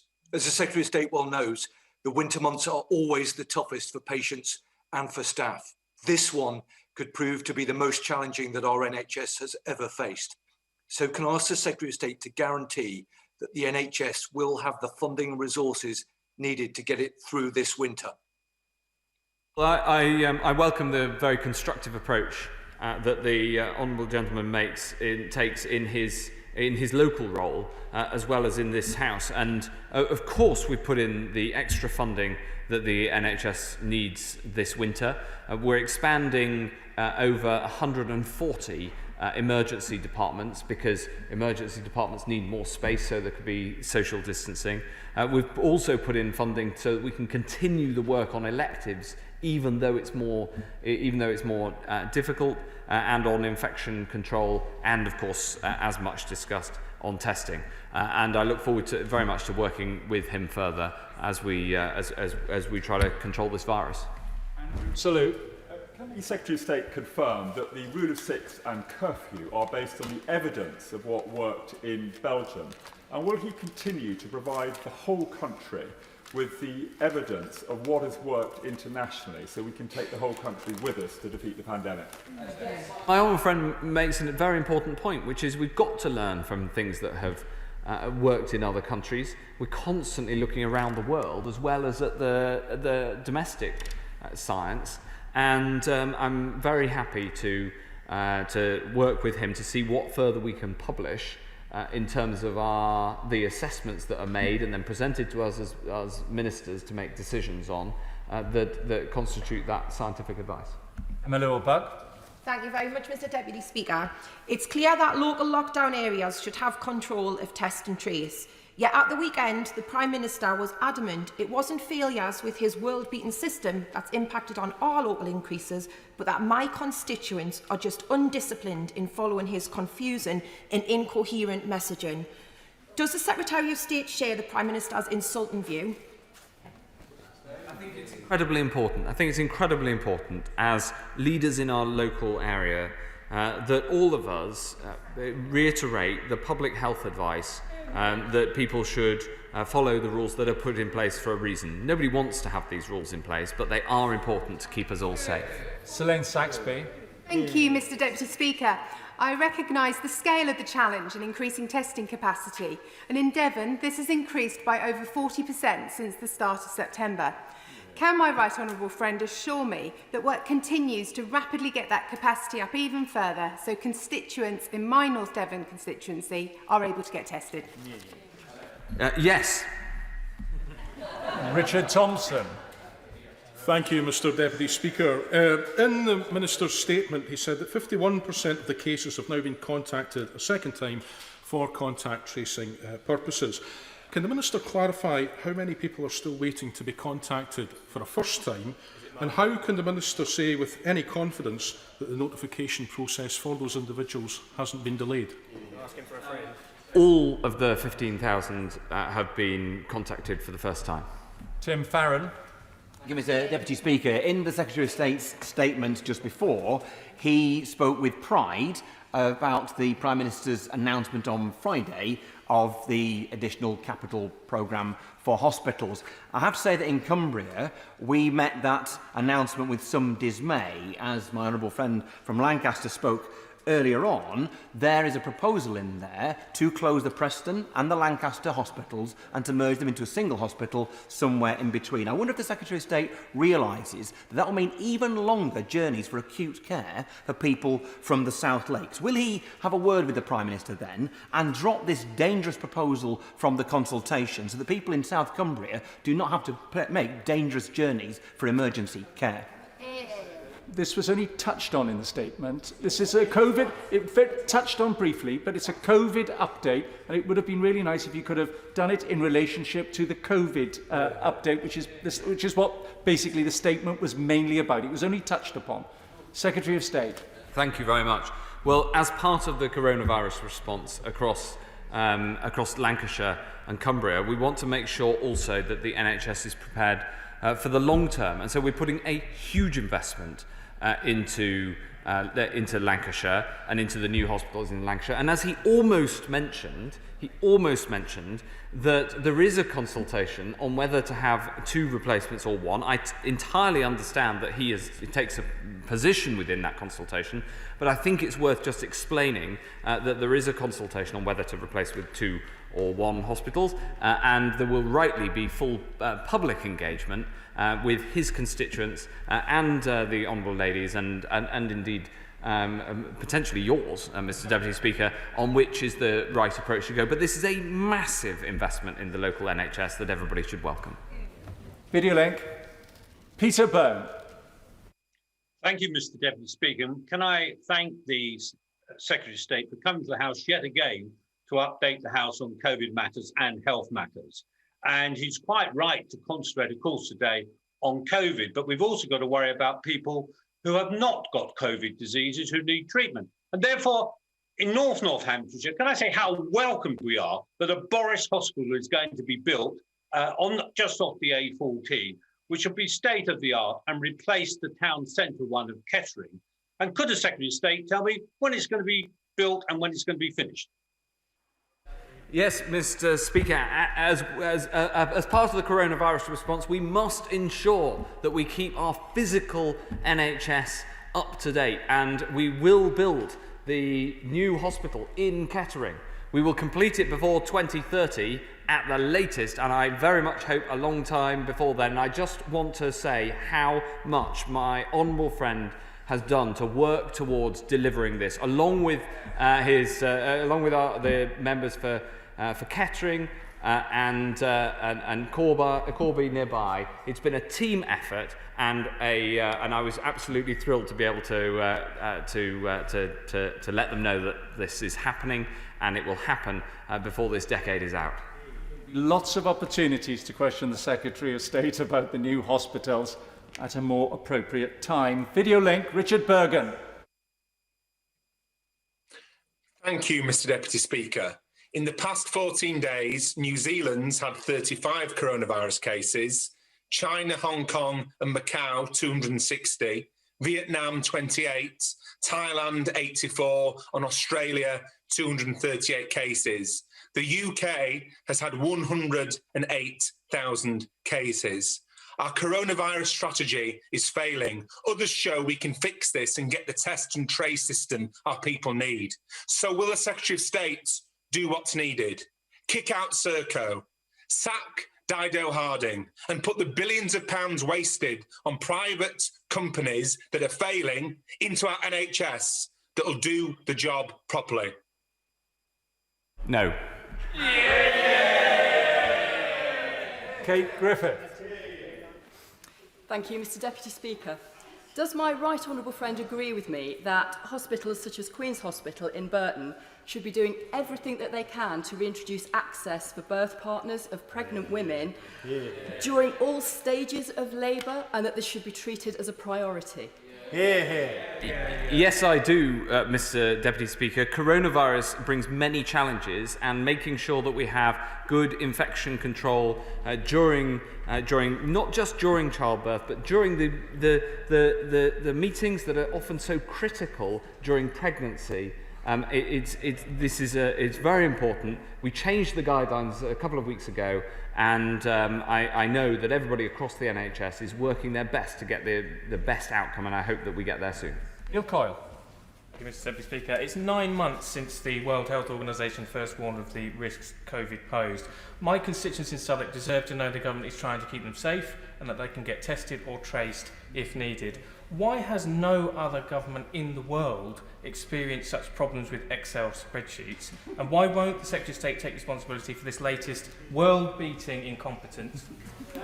Funnily enough, when I speak to my colleagues from across the world, we all have many of the same challenges, including the need to get the testing capacity up. And he may not believe me, but occasionally they ask me what we've done to expand testing capacity quite as much as we have. And I'm very happy to explain that both to him, his constituents, and the rest of the House. Thank you, Mr. Deputy Speaker. Can my right honourable friend confirm that his statement today does not impact the decision to keep Redcar, Cleveland, Stockton and Darlington out of local lockdown restrictions?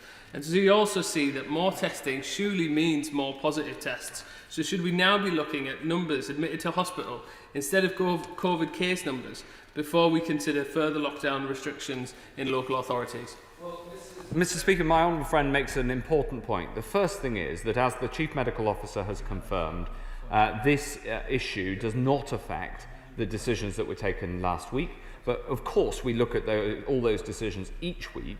And as he knows, we take as localised approach as is possible. So rather than bringing in measures for the whole of Teesside, we brought in measures for Middlesbrough and Hartlepool, where the local councils had called for them, whether or not they mentioned that afterwards. What I'd say to him is that we should keep working together. We should keep making sure that we look at that data, of course the hospitalisation figures, as well as the test positivity, and of course the number of cases. Hospitalisation data is important, but it does follow with a lag, and so you've got to look at the early indicators as well. Video link. Rosie Cooper. Thank you, Mr. Deputy Speaker. Constituents in West Lancashire are worried, as I've got constituents who were told they tested positive on Friday and they still haven't been contacted by Track and Trace nor the restaurant they work in. And they worry that this is increasing the danger of the spread of COVID.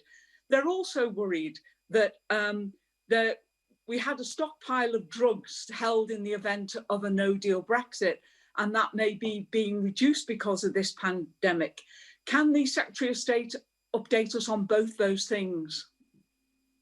Mr. Deputy Speaker, on the first of those, of course, all those who tested positive received that result, and with it, that brings a duty under law to self-isolate. And that is the primary way that we keep people safe. And that worked through this. As I said in my statement, as of 9 o'clock this morning, 51% of those had then been contacted for contact tracing purposes, and I very much hope that the constituent that she mentions will be contacted very soon, if not already. On the final question that she asked, of course, we have been replenishing the stockpiles of drugs that we used up during the peak. That's been a very important part of the work over the summer as we prepare to leave the end of the transition period at the end of this year. Holden. Thank you very much, Mr. Deputy Speaker. And I'd like to thank the Secretary of State for his continued engagement throughout this crisis with me and other colleagues from all sides of the House. And also for our new Boris Hospital coming to Shotley Bridge as well. But my constituents have three concerns still. One is the speed of getting tests back. And I know there's been some improvement recently, but if you could update us a little bit on that. And also, they're still concerned a little bit about the 10 p.m. restrictions and also the clarity of how we're going to get out of these local lockdown measures. So could he inform us a bit more about that?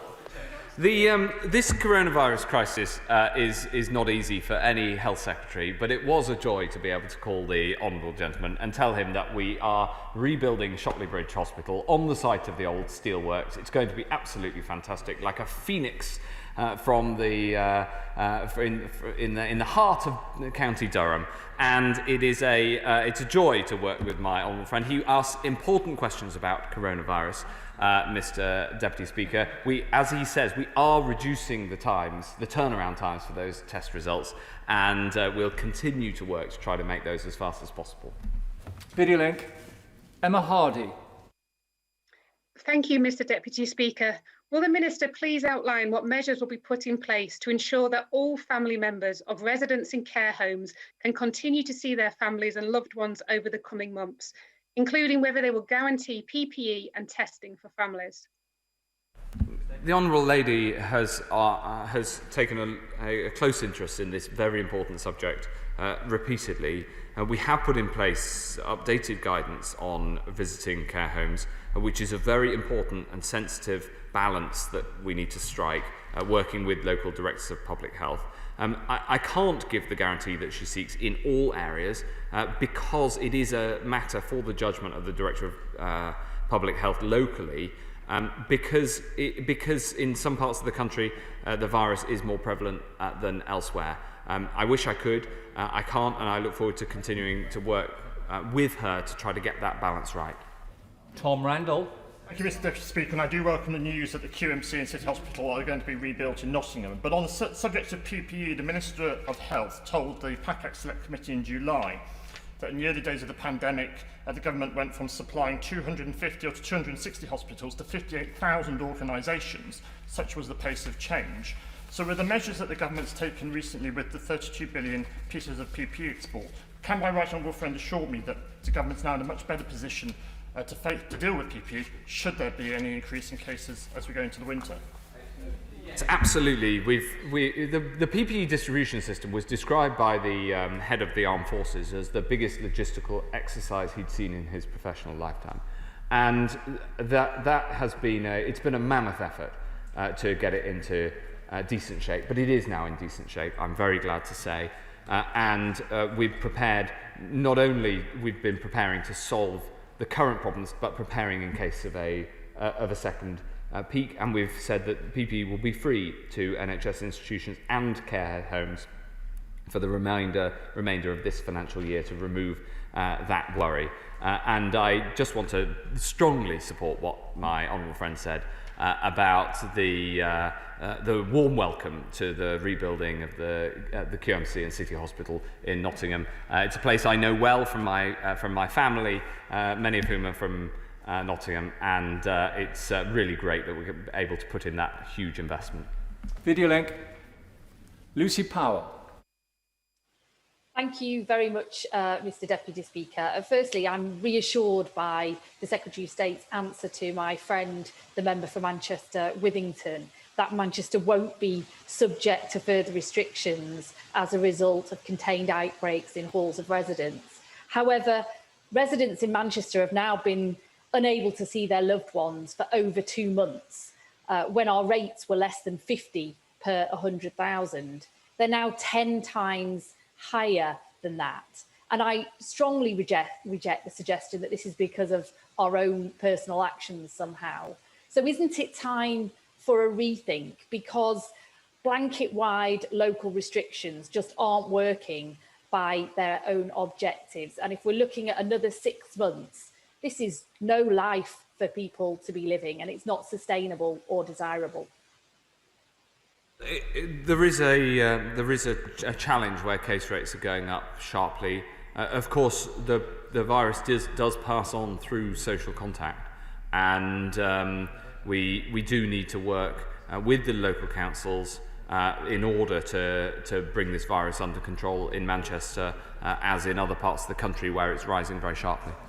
Elbrook. Thank you, Mr Deputy Speaker. Mr Deputy Speaker, on Saturday my wife and I got our annual flu jabs, and if you would just indulge me for a second, just to say that the GPs and the nurses at our local surgery are doing an outstanding job. It was pre-booked, within 2 minutes, in and out.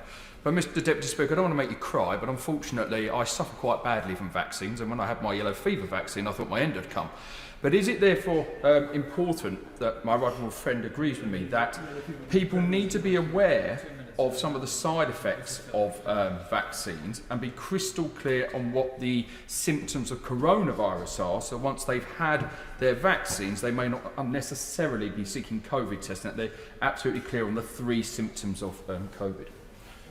Thank you very much. It is too early yet to be able to set out the clinical details of vaccines, other than to say that we have a draft of the priority order for the distribution of a COVID vaccine, and that we will not bring in a COVID vaccine, and the MHRA wouldn't license it unless we're confident that it's safe. And it's at that point, when we know more about the clinical details of it, that we'll be able to say more about its effective rollout. Ferriel Clark. Thank you, Mr Deputy Speaker.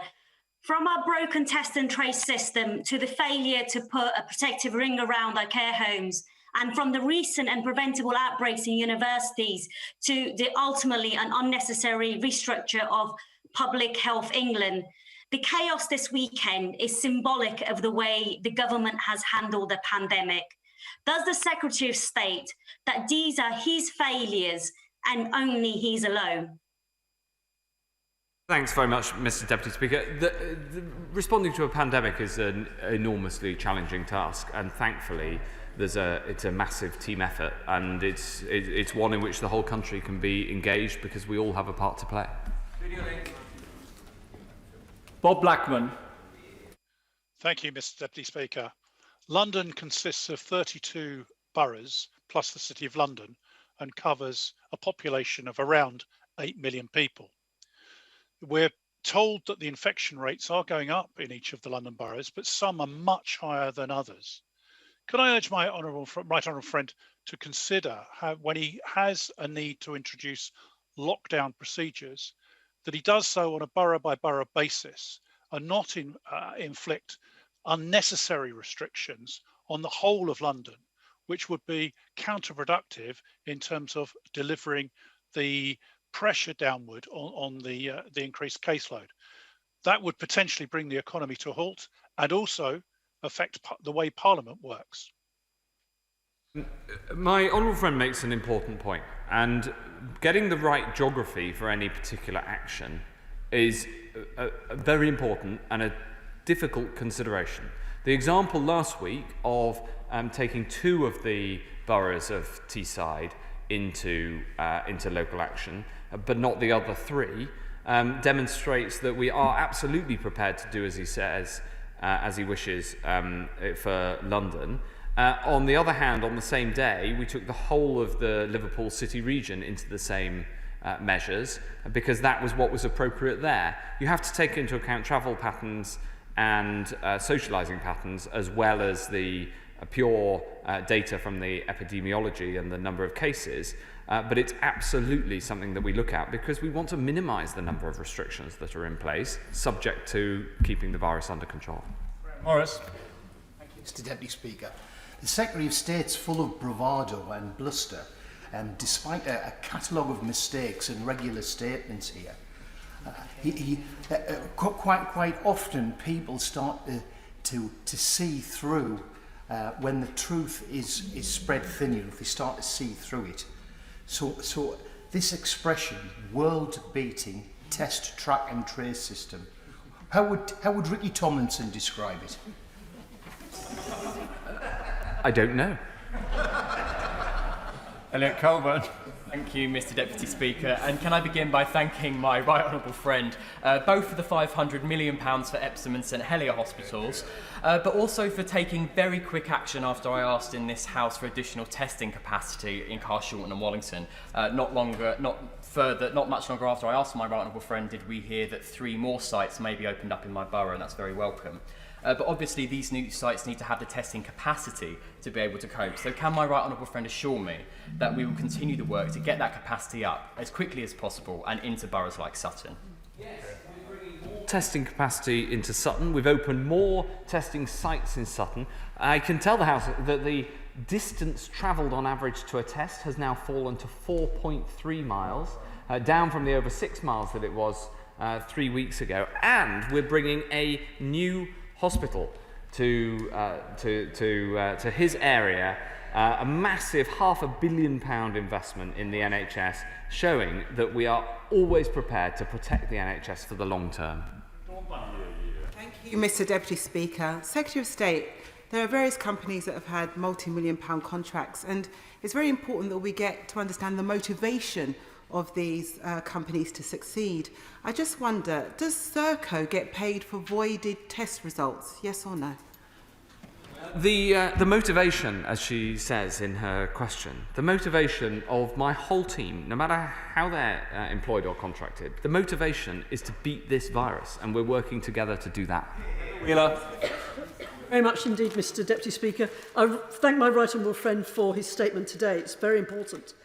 My South Derbyshire constituents have asked me to ask, as we have world-renowned laboratories locally, what steps is my right honourable friend taking to increase the number of labs available to process tests so that we can continue to increase the testing capacity as quickly as possible? Yes, she's right to ask this question because we're expanding the number of labs as we expand the number of tests. And I know that there's great capability in Derbyshire that could be brought to bear as part of this big team effort. Link.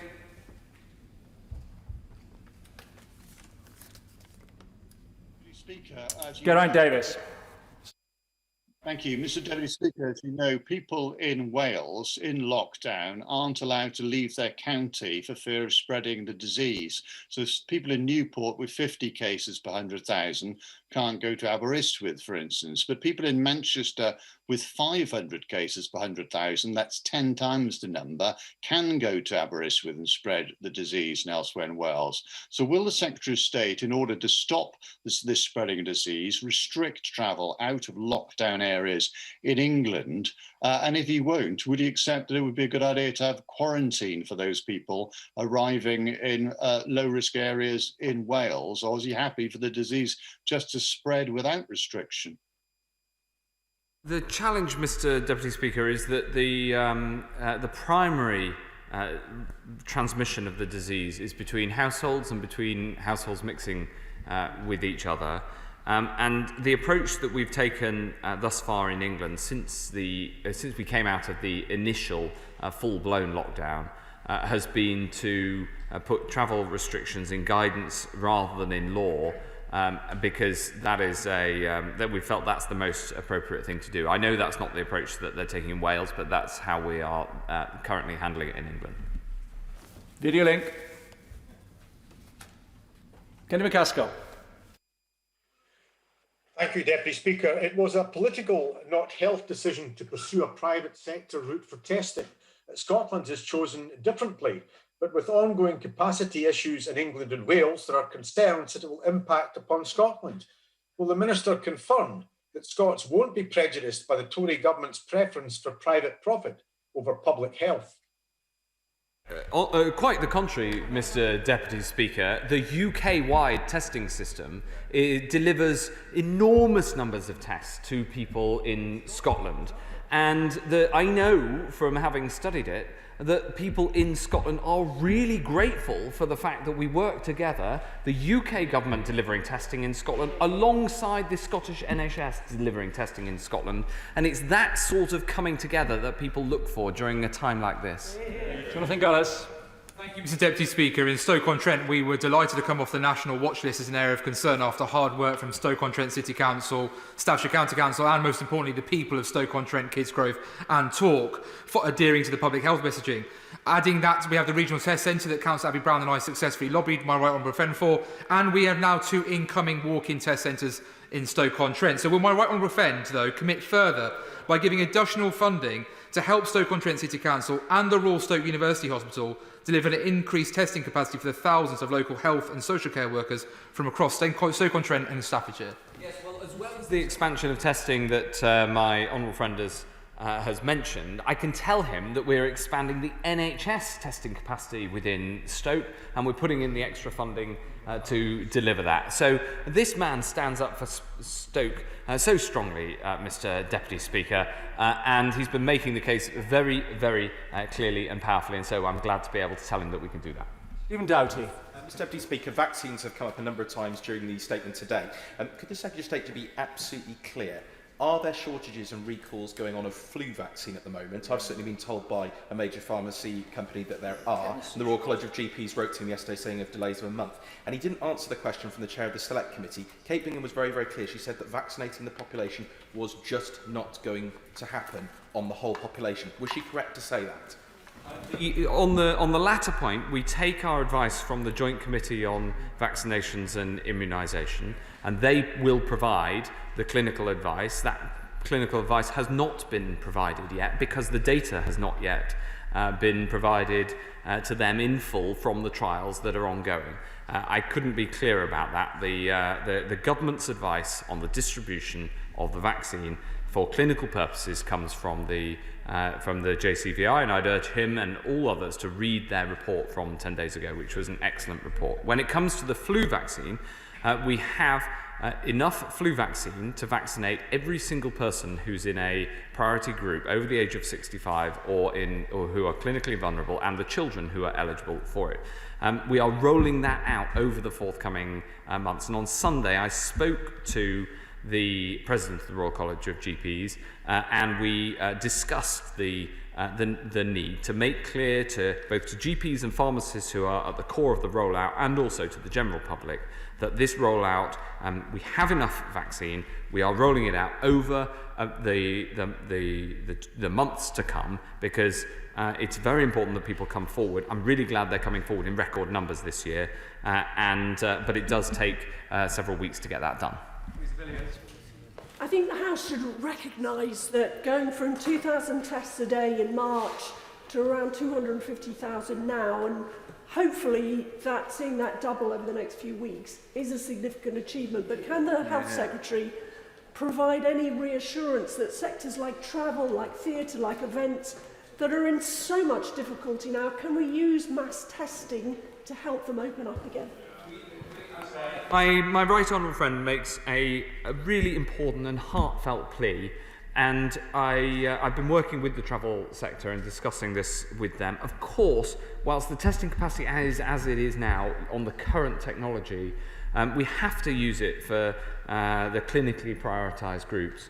But of course, we'd all love to see when further expansion can mean that we can use it more broadly in the sorts of ways that she describes. Kevin Jones. Thank you, Mr. Speaker. Mr. Deputy Speaker, since the beginning of this crisis, the government's approach has been one of central control. Now we're fixated on the number of tests, but isn't the real issue is not only the number of tests you do, but actually what you do with the information that you get from it. Before the new restrictions were applied to County Durham, NHS Test and Trace took out of County Durham testing capacity. Isn't it now time to just admit that this national system has failed? And what is needed, it needs to give responsibility directly to public health and the resources to do not only the testing, but actually do the more important thing, which is tracing, which they're more able to do than actually from people from national call centres. Yes, we've put in money, including into his constituency, to do exactly that, to make sure that there is that local support. And when he says that we should follow a localised approach, that's exactly what we did with the North East. When the North East 7 councils came to national government, they asked for a set of interventions to be put in place, and we put those interventions in place. That is exactly the sort of approach that we ought to be taking and will continue to do. Mike Wood. Thank you, Mr. Deputy Speaker. The number of people in Dudley who are being triaged for coronavirus testing has halved in the past couple of weeks. It's hard to believe this is down to reduced levels of demand. What progress is my right honourable friend making in expanding that capacity so that my constituents in Dudley South can get the testing that they need readily and when they need it? Now, we are expanding that testing, but Mr. Deputy Speaker, I'd also say this. In this House 2 or 3 weeks ago, the big item of discussion was the excess demand for testing, and we put out public health messaging to the public to explain you come forward for a test if you have the symptoms of coronavirus, but not if you don't. And we have seen the number of people who come forward without symptoms has fallen since then, meaning that we can get the testing capacity we have to the people who need it. And that has been a success. And I want to thank everybody, frankly, in the country who's listened to those messages. We've worked hard to get more comms out about it, and that has been moving in the right direction. Final question. Jason McCartney. Thank you, Mr. Deputy Speaker. COVID case data is used to decide which areas are in local lockdowns, with the impact on hospitality businesses, families visiting loved ones in care homes, and the detrimental effect to mental health of those missing out on social interactions. Therefore, can the Secretary of State assure me and my Colne Valley constituents that the data used to put us in local restrictions is up to date and accurate, and as soon as we start getting the cases down, we can then come out of local restrictions as soon as safe to do so? my honourable friend makes an incredibly important point, which is that whilst, of course, we're vigilant and we have to bring in local action in some cases, as we have done in his area, we will then also bring areas out whenever it's safe to do so, as we did in his area, which unfortunately then had to go back in again.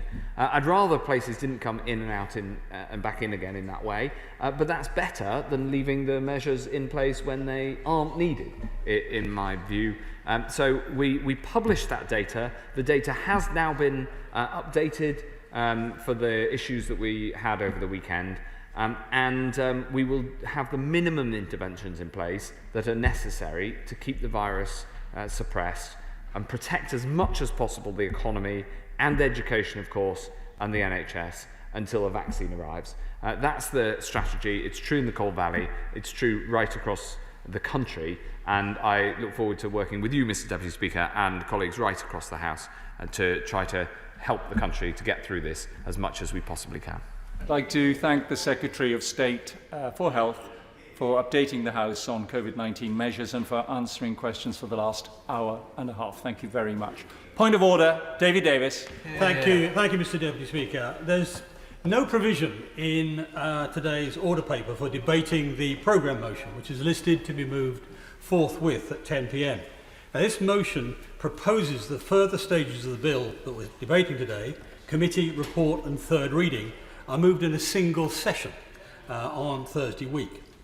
Now, this bill is described in the House of Commons briefing document, quote, as raising one of the most profound issues which can face a democratic society governed by the rule of law.